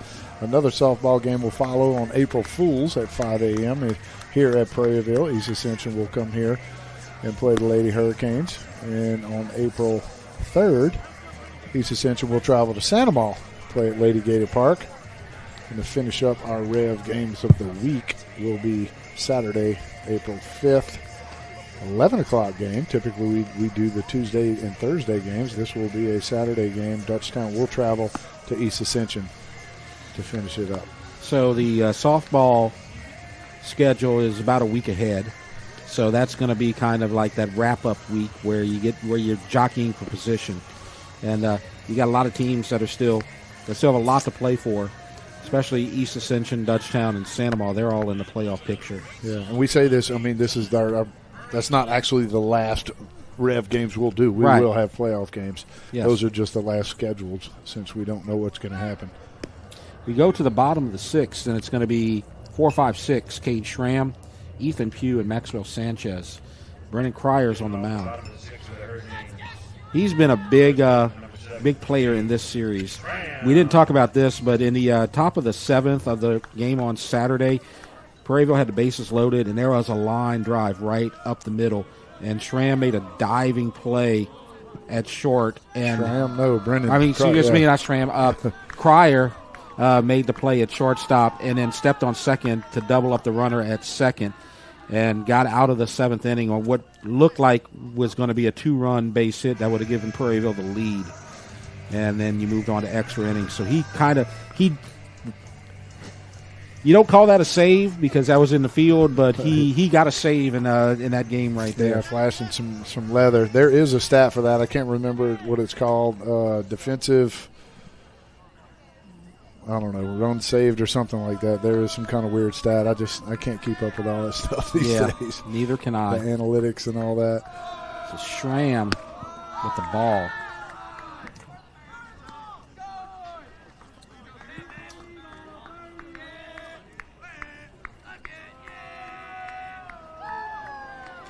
One and 0. Schramm grounded to first and struck out. Good pitch. Takes a strike. Been off speed. Took a little off that right there.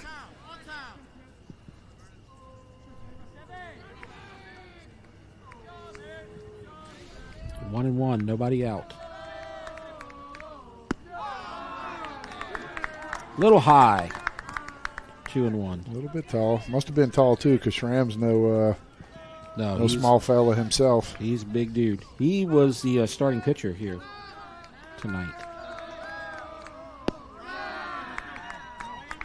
Misses high, misses low. 3-1.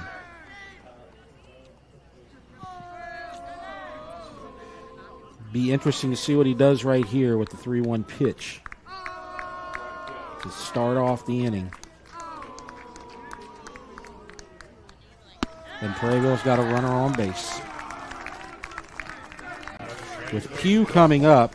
Now, Pugh is the guy you want to have up. He's the .389 hitter, as you're going to see a courtesy runner coming in. Number 6. Courtesy or pinch? For Schramm is the first baseman, right? Yeah. That's Stan Delapass. Okay.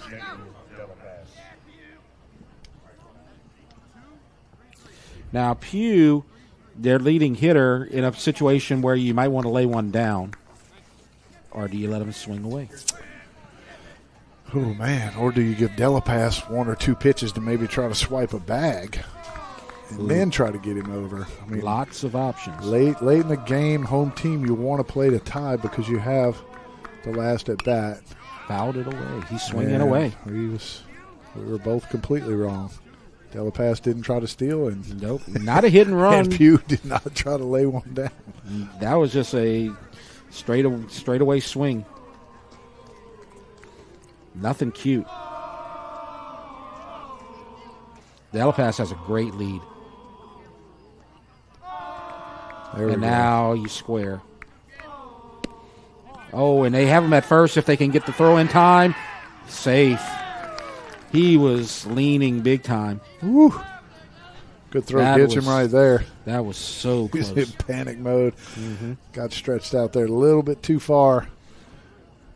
Romero tried to back pick. Yeah. Oh, good slide boy. to the back part of the base right there. I think it counts 1-1. Squares again. Pulls back. Yeah. They're going to say that he did offer. He did pull back, but they're going to say that. Yeah, I think that's a good call. I agree. I think he left it out there a little bit too long. I completely agree.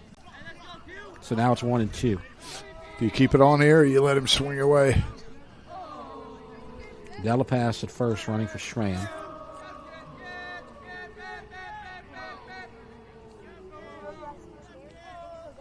Oh, in the dirt. 2-2. Good take right there. It's a tough pitch to take with 2 strikes. Breaking ball looked like a strike for a long time. Good pitch, too. It's exactly where you want that. Maxwell Sanchez is on deck. You want to get that runner to second.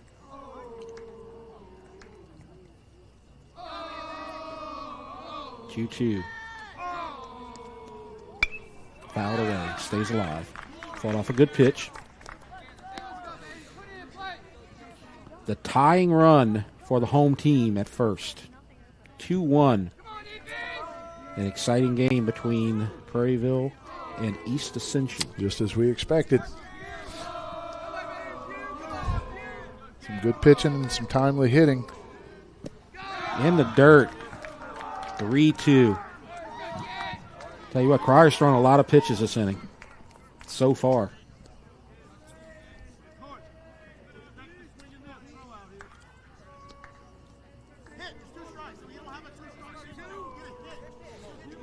This is the 4th batter that Cryer's faced, so he's not – pitches is not an issue right now. Throwback is close. Not quite.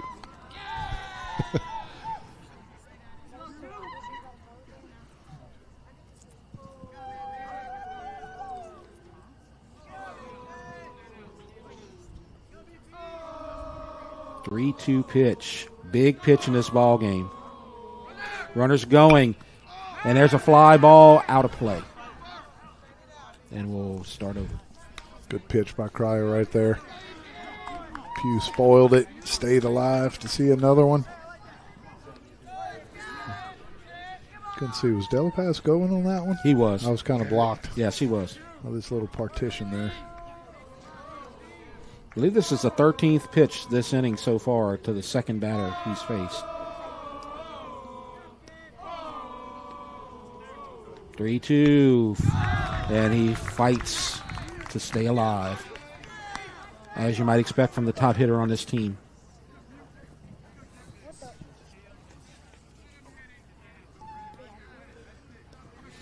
Ethan Pugh is the only senior on this ball club. This is his chance to beat EA. This is his last chance to beat EA. The rest of the team will be back next year. Runners going. Fly ball. He's going to have to get back maybe. And it's caught by the center fielder, and they can, as a center fielder makes the catch, go throw, but a quick throw and a good throw might have got him doubled up right there, but he didn't make the throw. Yeah, I agree. You see him. He had to come in a lot on that ball right there. First, I like what he did, though. Make sure you catch the ball first, right? No, you can't, kind of bobble that thinking, I need to try to hurry up and throw this guy out. I can double him up, and you end up dropping the ball. He did what he's supposed to do first, make the catch, And then, I don't know, somebody out there should have said, hey, 1-1-1-1, give him a little heads up. It looked like he kind of peeked at second base before he thought about throwing to first. Maxwell Sanchez hits a fly ball to left field in play. Moreau makes a catch. And that, just like that, you get a one-pitch out after throwing a lot of pitches to Ethan Pugh. After a 9-pitch, 10-pitch at bat to Pugh, you get that one pitch out. And so Morrow makes the catch for the second out. And now it's up to Ashton Rivera. He struck out twice.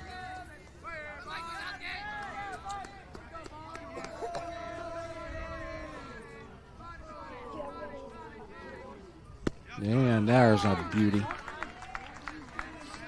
So you wind up with nobody out, runner on first, and you have 3-2, nobody out, runner on first, and then 2 pitches later you got 2 outs, runner on first. That's a good job by the pitcher right there. And I think you got the third out right there. Snowden coming in makes the catch. So you got the left fielder, right fielder, and center fielder all making outs that inning, and you get no runs on no hits, no errors, 1 left. We go to the 7th, and it's 2-1. You're watching the Rev Game of the Week.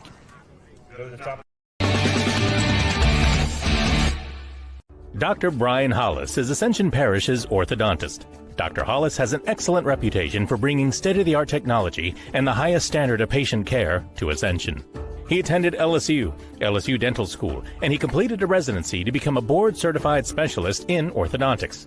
An avid supporter in our community, Dr. Hollis is married to Celeste Pyron Hollis, and they have 4 children.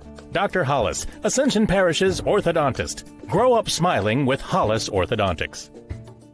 Prairieville High School would like to thank the following Cat 5 sponsors for their support of our inaugural season of athletic competition.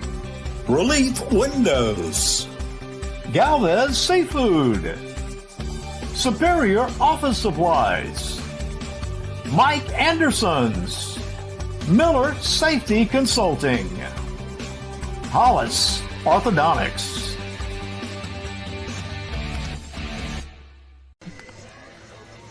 We go to the 7th. East Ascension leads, so Prairieville will get to bat in the bottom of the 7th. Our score 2-1. Spartans with the lead. You're going to see 6, 7, and 8. Snowden, Cryer, and Gotro facing Colton Morris. Got some softball finals for you. Santa Maria has a win.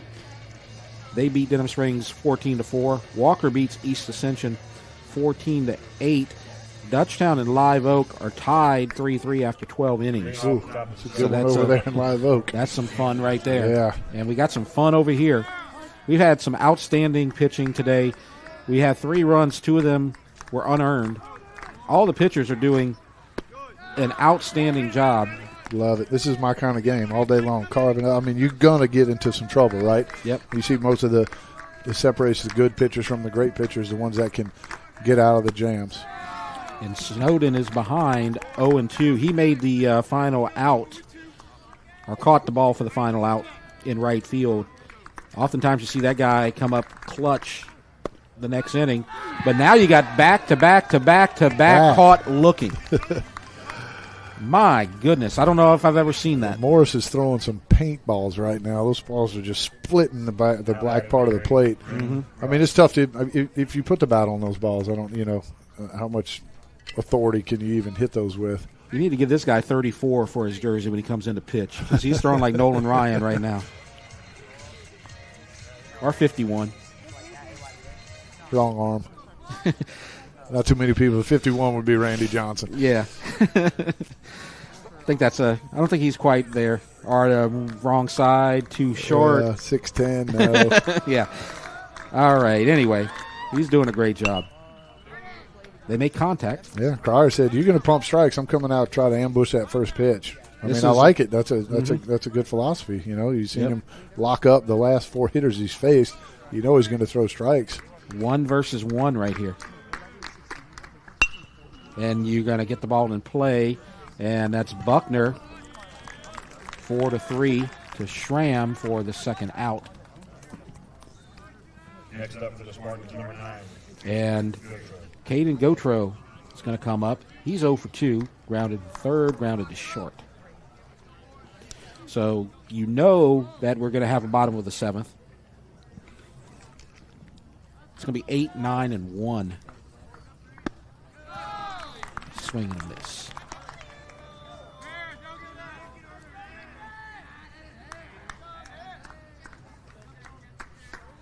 Two to 1, top of the 7th. Low. 1 and 1.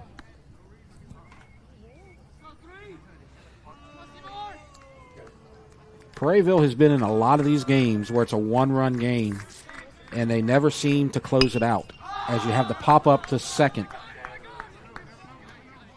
Buckner makes the play, so they'll get another chance to win a close one against a 5-5A foe as you get 3 up, 3 down, and we go to the bottom of the 7th.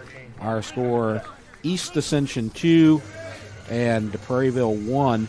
And you see our upcoming baseball games. Yeah, so the remaining baseball games that we will have on the REV Game of the Week will be Saturday at 11 o'clock, April 5th. Dutchtown will travel to East Ascension. And then Tuesday on the 8th, Prairieville will travel to Santa Maria. Obviously, we will have some playoff games after that. Not sure what they will be. Yeah. Still about halfway through the district play now, so anything can happen. If Dutchtown keeps on winning, they're going to host a playoff series at home. The other 3 teams would need some work. They would need to go on a run to host. But it looks like Dutchtown may be in a position if they keep on the trajectory that they're on right now to host one. And so we always love to see that postseason baseball in Ascension Parish. McClure, Morris, and Easley. And as I said, Prairieville did get the win against Walker, but they've been close against a lot of local teams. Yeah, and I mean you got to realize how young this team is, right? You mentioned Ethan Pugh, the only senior on the team. Everyone except Pugh will be back next year. A lot of these kids are sophomores as well. Yep. So just, I mean, the experience is just going to help these guys out tremendously for the next couple of years. Now, Brennan Cryer has done an outstanding job. First pitch is a ball. He came in with 1 out in the 5th. He's retired 5 of the 6 batters he's faced. Only one that reached is Schramm on a walk. He's trying to pick up his first save of the year. I'm looking here. It doesn't look like East Ascension has a save on the board yet. McGee would be the pitcher of record.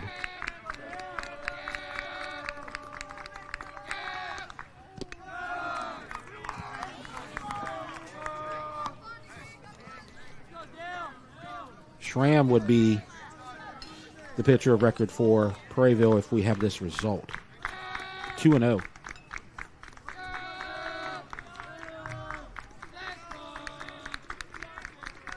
No, Schramm wouldn't be there.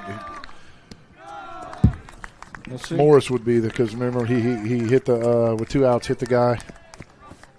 You're right. He relieved. Yeah, he relieved you're right. Schramm. You're right. You're right. You're right. You're right. I was looking at the wrong inning. I was looking at the wrong inning. Following inning. Cryer kind of got himself in the hole here, 3-0. Yep. McClure looking to get on that bag any way he can. Yep. He grounded to short, struck out. Is he taken right here? I would think it better be 1 pitch, 1 spot right here. Looking for something absolutely perfect. He got the pitch, but he was taken all the way, strike 2. 3-2 count.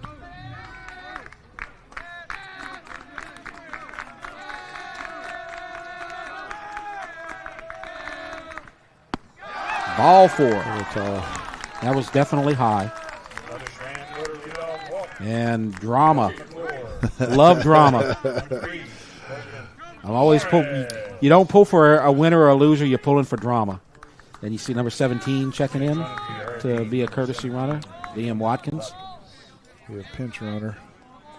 McClure's the third baseman. Right. I keep on saying that. Watkins got 3 runs scored. Now, Colton Morris is at the plate. He destroyed a pitch to the wall in the third inning, and he's in a position where he's probably bunting. Do you bunt here? Ooh, late square. Dangerous. Kind of squared a little late right there. Cryer kind of quick pitched him. Yep. Got on him a little quicker than he thought, I think. The normal play would be to take the bunt right here, get the runner on second, and see if your 1-2 can get one. Absolutely. And he drops it to the pitcher. Good bunt, good throw. Cryer to Truex for the sacrifice. 1-3. Textbook all the way around. Good bunt, good play. And now you got 1-2 to tie it. Yep. If you're Prairieville, this is exactly where you want to be. Yep. Right? I mean, if you're down 1 run, you can't ask for more than just, hey, let me get a guy in scoring position with a couple outs to try to get him in. So what do you think they're talking about right here?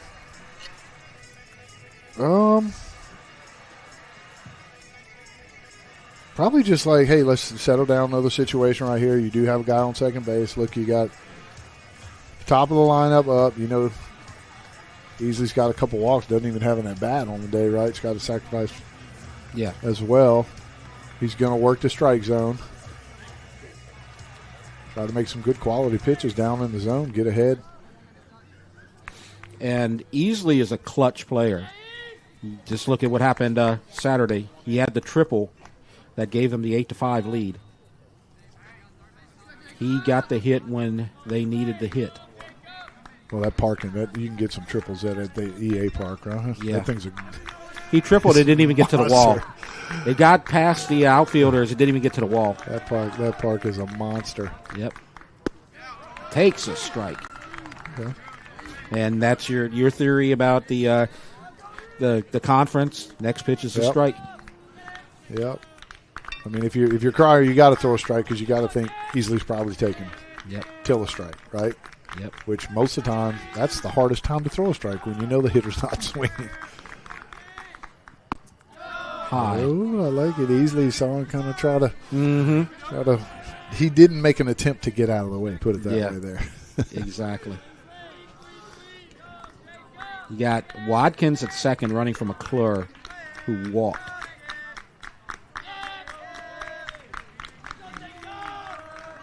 One out. It's a 1-run game. He's not going to throw that in the center field. Right. We talk about that all the time, the risk-reward, especially in this situation right now. Man, that runner should better be halfway before you actually make a throw. 1-1, 1 out. Strike on the outside corner. Good pitch. Sounds like the Prairieville side disagrees.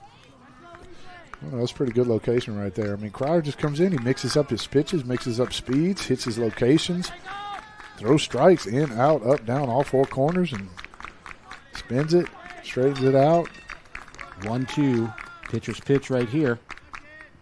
In the dirt. 2-2. Drama continues. No panic by Easley there. He didn't even offer it that. Yep. Right?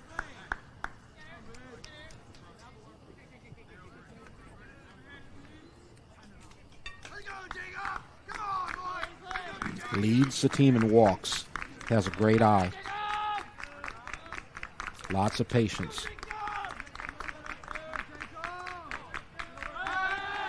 And they do throw it. They do. You're right. Boy, that better be sure on that one.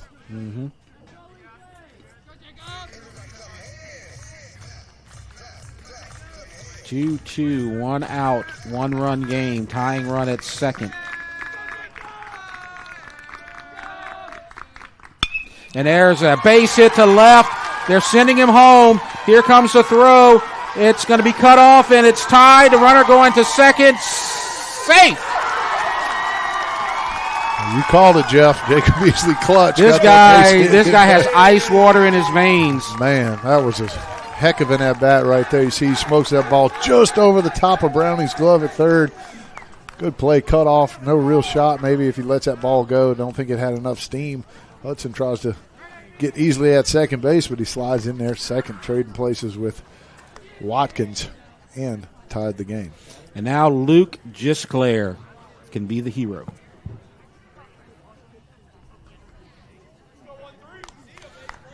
He's walked, struck out, popped to short. Easily, the winning run is on second. The best East Ascension can hope for right now is extra innings. We're tied at 2.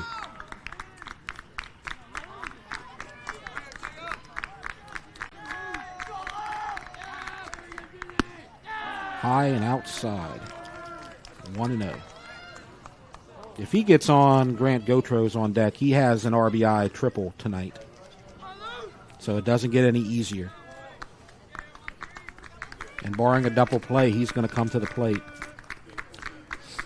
Well, 1-0 here. If you're Crier, you don't want to give him anything too good to hit. Fly ball to center. That's going to be an out, most likely. Center fielder there. Gotro makes the play, and we have 2 outs. And now Grant Gotro has a chance to be the hero. He has the RBI triple.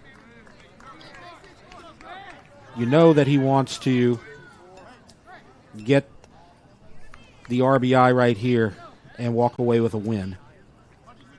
But Brennan Crier is a great competitor right here. This is a great battle.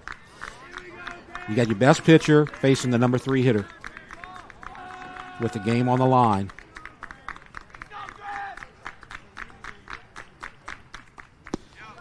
Oh, that's a good breaking pitch. Ball. Beauty. That's the old get me over right there. Curveball. It took forever to get to the dish. He struck out in the first inning, and I think it was on a breaking ball like that where he was up ahead of it.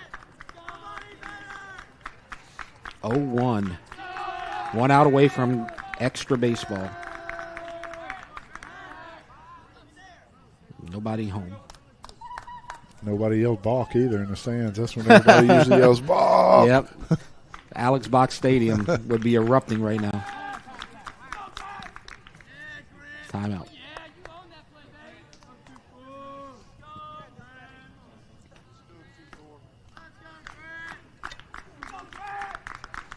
Two. Did he go around? I think he did. Yes, he did. 0-2. I caught in between right there. I mean, that, again, the perfect location. That ball's on the outside part of the plate. Fastball. Kind of, I mean, it works because you threw the curveball for a strike to pitch prior, right? Yep. 0-2. See him all on the dish now. Crowding the plate. Hit him. First and second. Well, he didn't get the RBI, but he got on base. And now Cade Schramm comes to the plate. And you're going to get a courtesy runner right here. Or a pinch runner. I keep saying, isn't it? Courtesy. No, yeah. That's 20. No, he'll be courtesy. Okay. For the catcher. Yeah. Gavin Hartzog. I think I'm saying that right. Now Schramm can be the hero. He was the starting pitcher. He's now at first base. 2-2, 2 on. Easily at second is the game-winning run. Low, it's in front of him. Oh, I lost. I thought it was in his glove. I couldn't see it. It was right on the white with the white line. I was like, where did it go? Like he could hear me. Yeah. Well, I didn't know. Yeah. I was looking for it to come to the backstop. Never saw it. 1-0.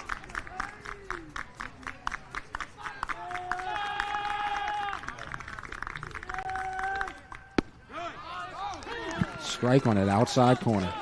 Painted it. Yep. He can do that. 1-1.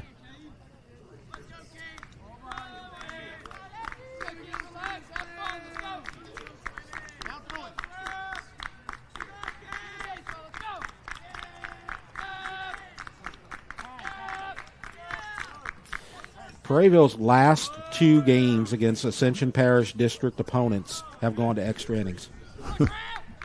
This would be 3 in a row, if it happens. Oh, took that. Ooh. It's a tough take right there. Yep. Now, Ethan Pugh, their team leader in many categories, is on deck if they load the bases. 2-1. Oh, it's popped up, and the pitcher makes the play in bonus baseball at Prairieville. So you have 1 run on 1 hit. You have no errors and 2 left, and it's tied up at 2 as we go to the 8th. You're watching the REV Game of the Week. BT Chapman and AJ Pickett with Advantage Therapy are honored and excited to team up with Prairieville High School Athletics. At Advantage Therapy, we are dedicated to helping our patients regain the highest possible functional status through one-on-one patient care. Advantage Therapy has spent nearly 2 decades providing both outpatient orthopedic physical therapy and occupational therapy to the people of Ascension and surrounding parishes. From all of us at Advantage Therapy, go Canes! Getting a quality haircut shouldn't break the bank. That's why at Finish Line Haircuts, we believe everyone deserves top-notch grooming without the hefty price tag. From expert beard trims, shampoo sessions, to relaxing scalp massages, our wide range of services will get you firing on all cylinders. Our pit crew is ready to greet you and your family with warm smiles and great service to ensure your experience is the absolute best. Schedule your appointment today and get $5 off your first haircut. We'll see you at the finish line. Top of the 8th for the Spartans. We're in extra innings at Prairieville. Top of the 8th, 2-2, and the first pitch fouled away by the number 9 hitter, Morrow. 0-1, it's Morrow, Landry, and Browning. 9-1-2 to face Morris, who's done a great job in relief of Schramm. Strike 2. So Saturday, Prairieville played 9. Then last Monday against Dutchtown, they played 11. Did he go around? Don't think so. I agree with that. 1 and 2. And so back-to-back extra inning games against Ascension Parish opponents. A lot of free baseball. And you're happy that you're in this spot, but you're using up so many arms, and you're coming in for. You see the ground ball is short, and it's a throw not in time as Easley kind of got handcuffed by that one and lost the handle, and it's in. Yeah, let's see this ground ball. Looks like it kind of bounced back, like it had a little funky spin on it. Oh yeah, it did. Yeah, that ball was kind of hit off the hands or maybe the end. I couldn't really tell. But it definitely had a little spin on it. What do you want to call that, a hit or an error? I think that's an error. Okay. So he's going to reach on the error, E6. So Morrow on with nobody out. Landry, leadoff hitter at the plate. Probably want to get that guy around to second so Browning can pick him up. That's what the third baseman thinks. And it gets away from Gautreaux. Now, do you keep it on? I don't know. You get the runner at third. Yeah, runner on third, nobody out. That would be ideal for the Spartans. Yep.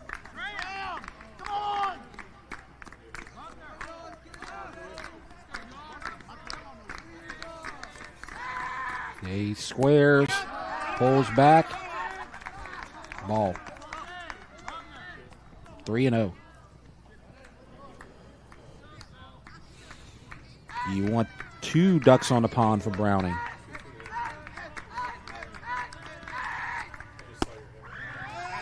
Strike.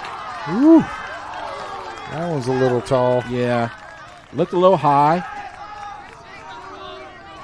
Landry wasn't waiting for the call. And probably should have. 3-1. That looked closer than the previous pitch. Might be a makeup right there.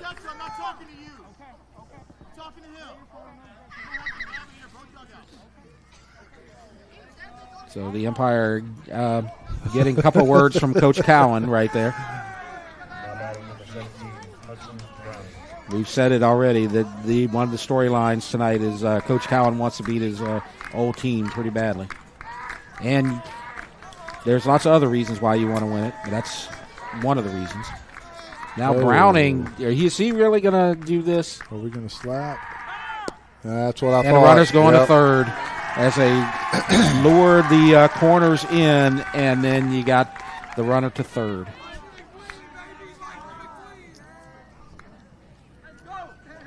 As you can see, McClure's late getting to the bag. I'm confused why Landry didn't follow him up there to second base. Yeah, Landry's still at first. Or are they going to put something on here, try to get in a run down and steal home? This is where the run scored earlier, where you fake the throw to second and then the throw to third went to left field, and they're not gonna throw it at all. 2-0. Prairieville gets to the extra innings, but then when they get there, they haven't closed yet. Now the infield has to play in. 2-0, I wouldn't think they would give Browning too much to hit here. Now the 3-0. You even throw it to him right here. Yeah. They will. 3-0. Second and third, nobody out. Ooh, 3-0 hammer. Wow. Okay.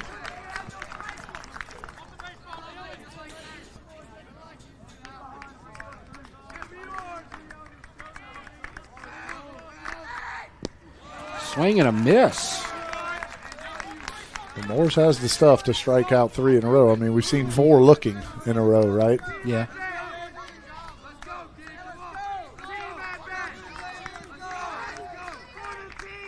Get another curveball. Oh, they had him, and he gets away from the third baseman. And the third baseman is sore and hurt. And 2 runs are going to score as it gets away.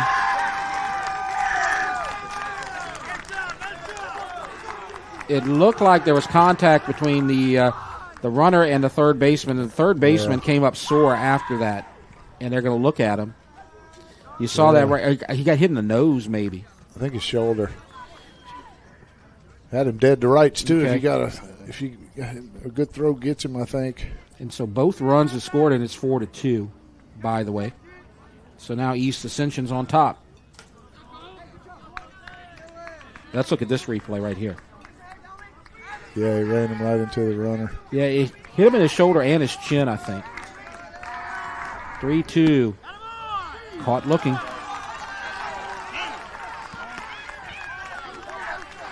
Ooh, I missed that pitch. Where was that pitch? He wasn't too happy about it, was he? Nope.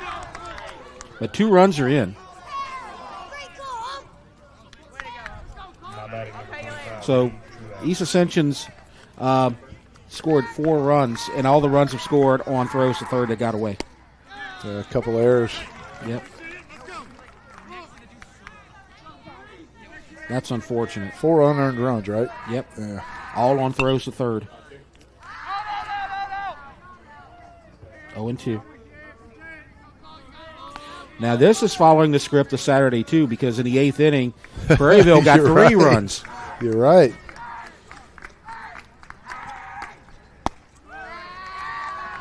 One and 2.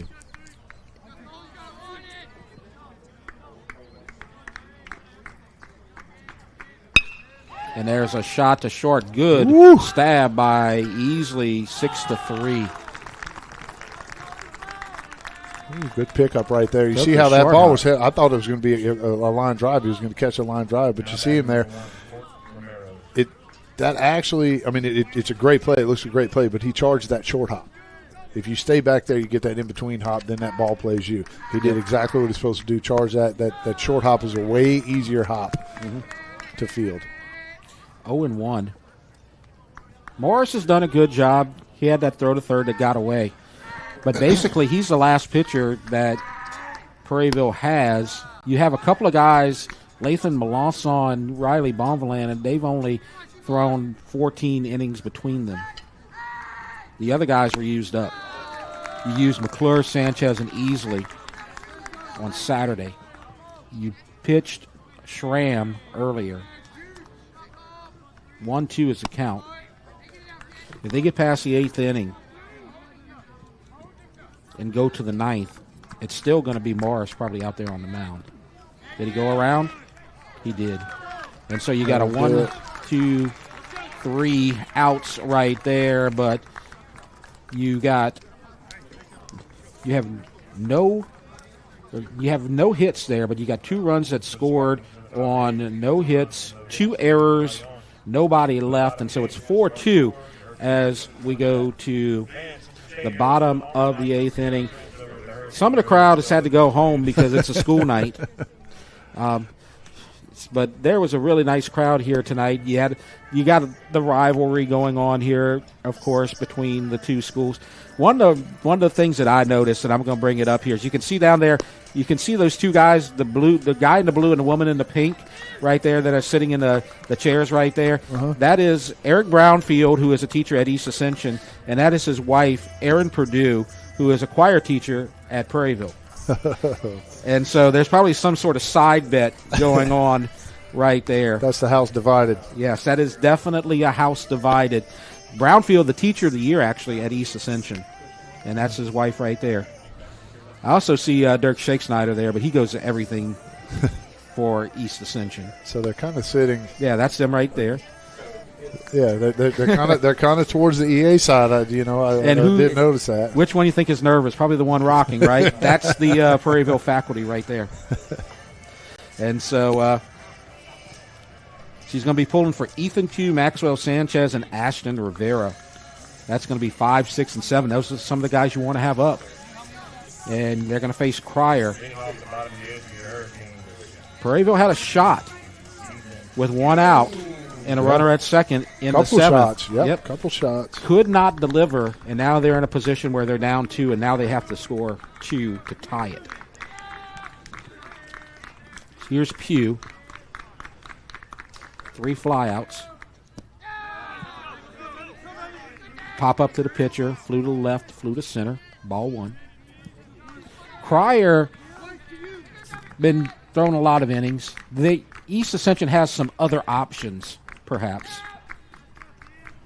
if he gets into trouble. But right now, in terms of arms, right now East Ascension has the advantage. It's going to be tough for Prairieville. They have Live Oak, and they've used so many pitchers. Their pitchers are going to be worn out by the time they get to Live Oak. Now, East Ascension has a few more pitchers. They're going to face Sanamaw next. Strike.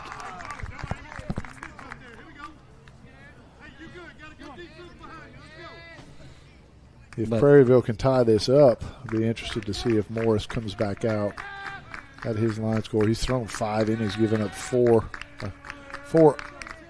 unearned runs. Yep. He's at 69 pitches. 2-2.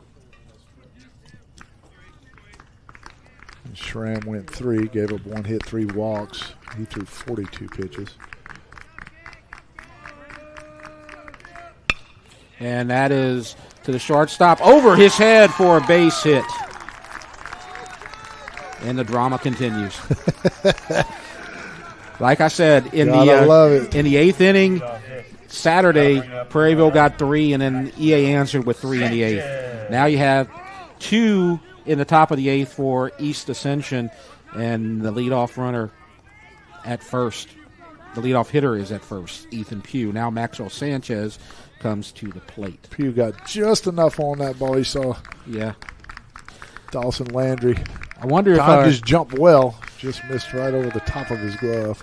You know, Cryer might have got it because he may be an inch or two taller. A little bit taller. Yeah. I don't know how his hops are. Yeah. It's like he Landry got up pretty good there. He made that play on Saturday that saved the game for East Ascension at shortstop. Runner at first. Not much of a lead. You down 2, you're not going there. 1-1.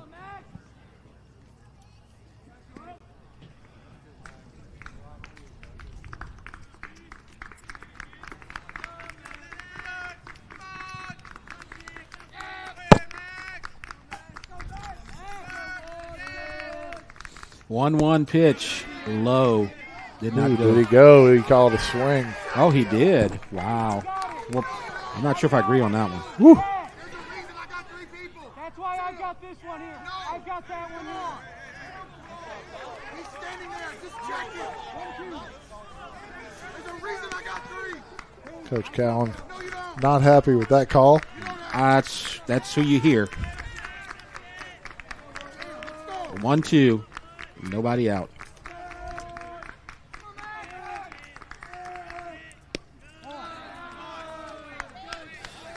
His point being that he has a 3-umpire crew here tonight. He paid for the extra umpire. That's what he's trying to say. Use him. Yeah. He wanted the home plate umpire to ask for help there. 2-2. Strike 3. Sanchez strikes out. Crier gets out of trouble with Sanchez, and now will face Rivera and McClure.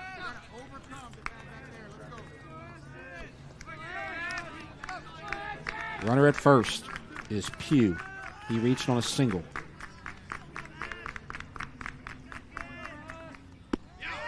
Strike. If East Ascension wins, they will have scored 4 runs on 2 hits. None of them earned.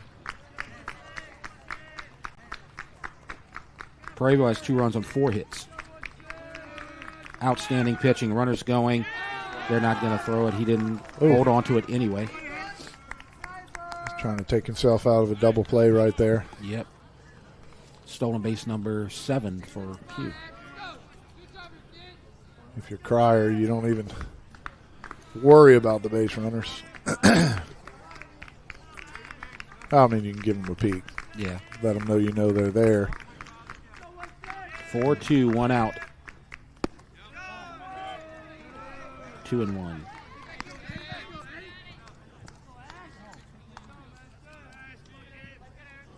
2-1. That breaking ball has been his bread and butter so far. Let's see if he goes back to it here.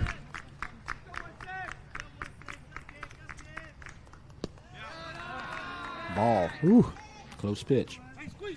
3-1.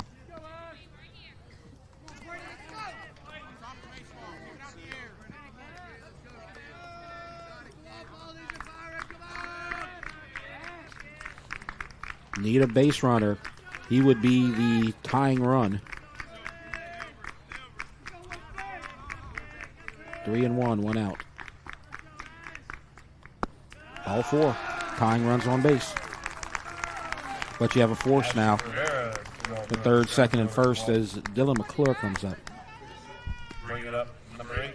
And we're going to have a conversation on the mound. There is activity. There is down there in the bullpen. We will get a new pitcher. Yes, we will. Brendan Crier did his job. Oh, yeah. For sure. I'm sure he would have liked to finish it. He gave up the tying run in the 7th, but he did a good job of keeping it 1 run.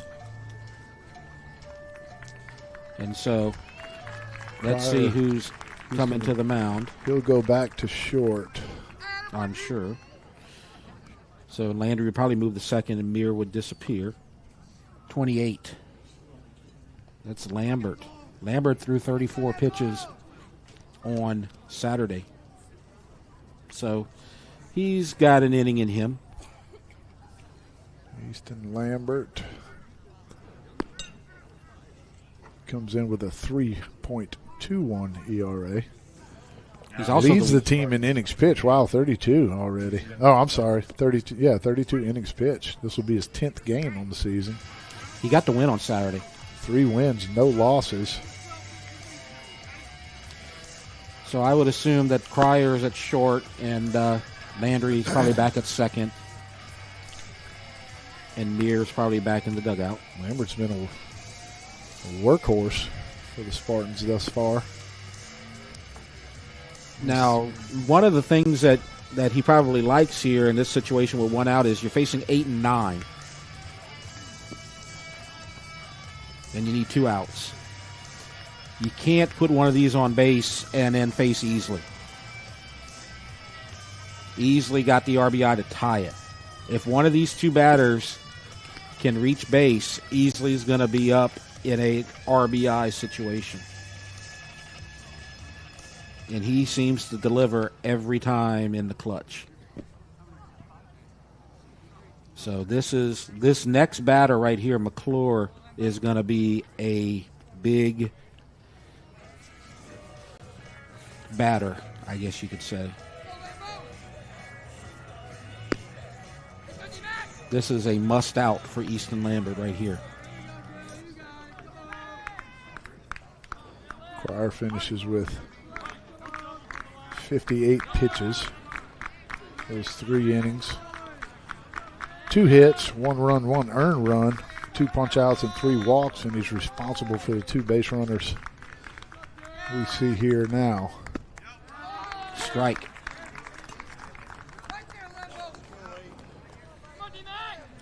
So McClure grounded to short, struck out, walked. His courtesy runner scored. Pinch runner scored. Watkins. 0-1, 1 out, first and second. Fouled. Whew. Ahead 0-2. Took a good rip at that one.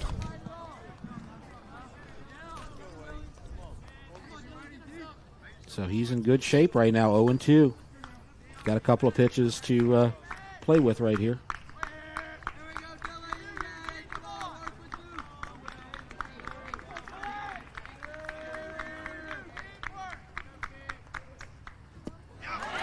And took a little off of that one for a second out. Took a lot off of that one. Pulled the string on that hammer right there. Just never got to the plate.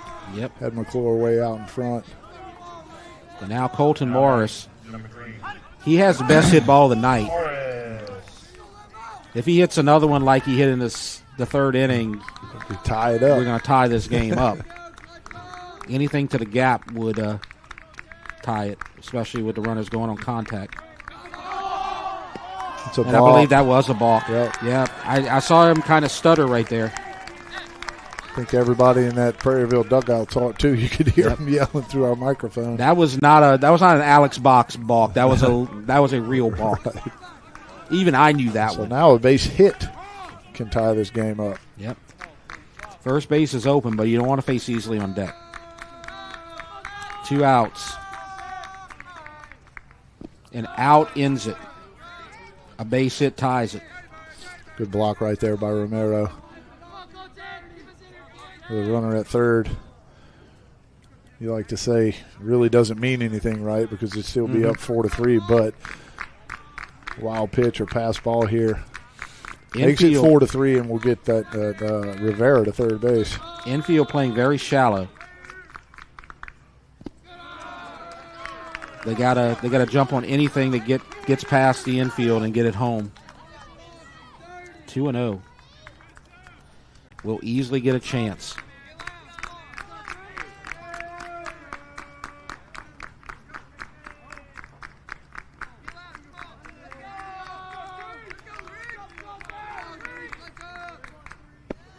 That's a beauty. He needed that pitch. Yes, he did. 2-1.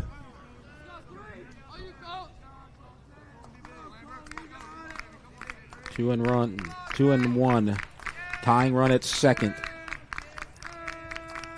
EA trying to close the door and get a win and a sweep.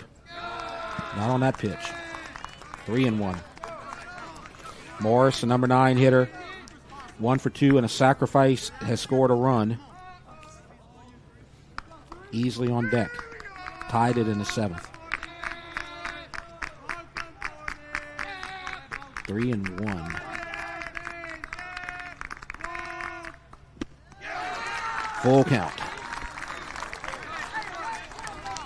I love drama. 3-2 right there. That was a good rip. I love drama, but I'm tired of this. Pitch up in the zone just above his hands. Just too tough to get to that. This is so intense. 3-2. The pitch. And it's a base hit, and it's going to go to the corner, and this game is tied. And it's a double stand-up, 4-4. Prairieville matches in the 8th, just like EA matched in the 8th on Saturday. How about that? Morris just grinded that at bat out. Unbelievable job right there. I can't do this anymore, man. Unbelievable job. That ball is an inch fair, too. Yep. Stand-up double from Morris, and this game is tied. His second double of the night. Now Easley can win it. Yep. You know you're going to get a good at-bat out of Easley. He's going to get the pitch he wants to hit for sure. Strike. Morris getting a good secondary lead. That second there. I think he's going to want to try to score, get a good jump on anything hit. 0-1, 2 outs.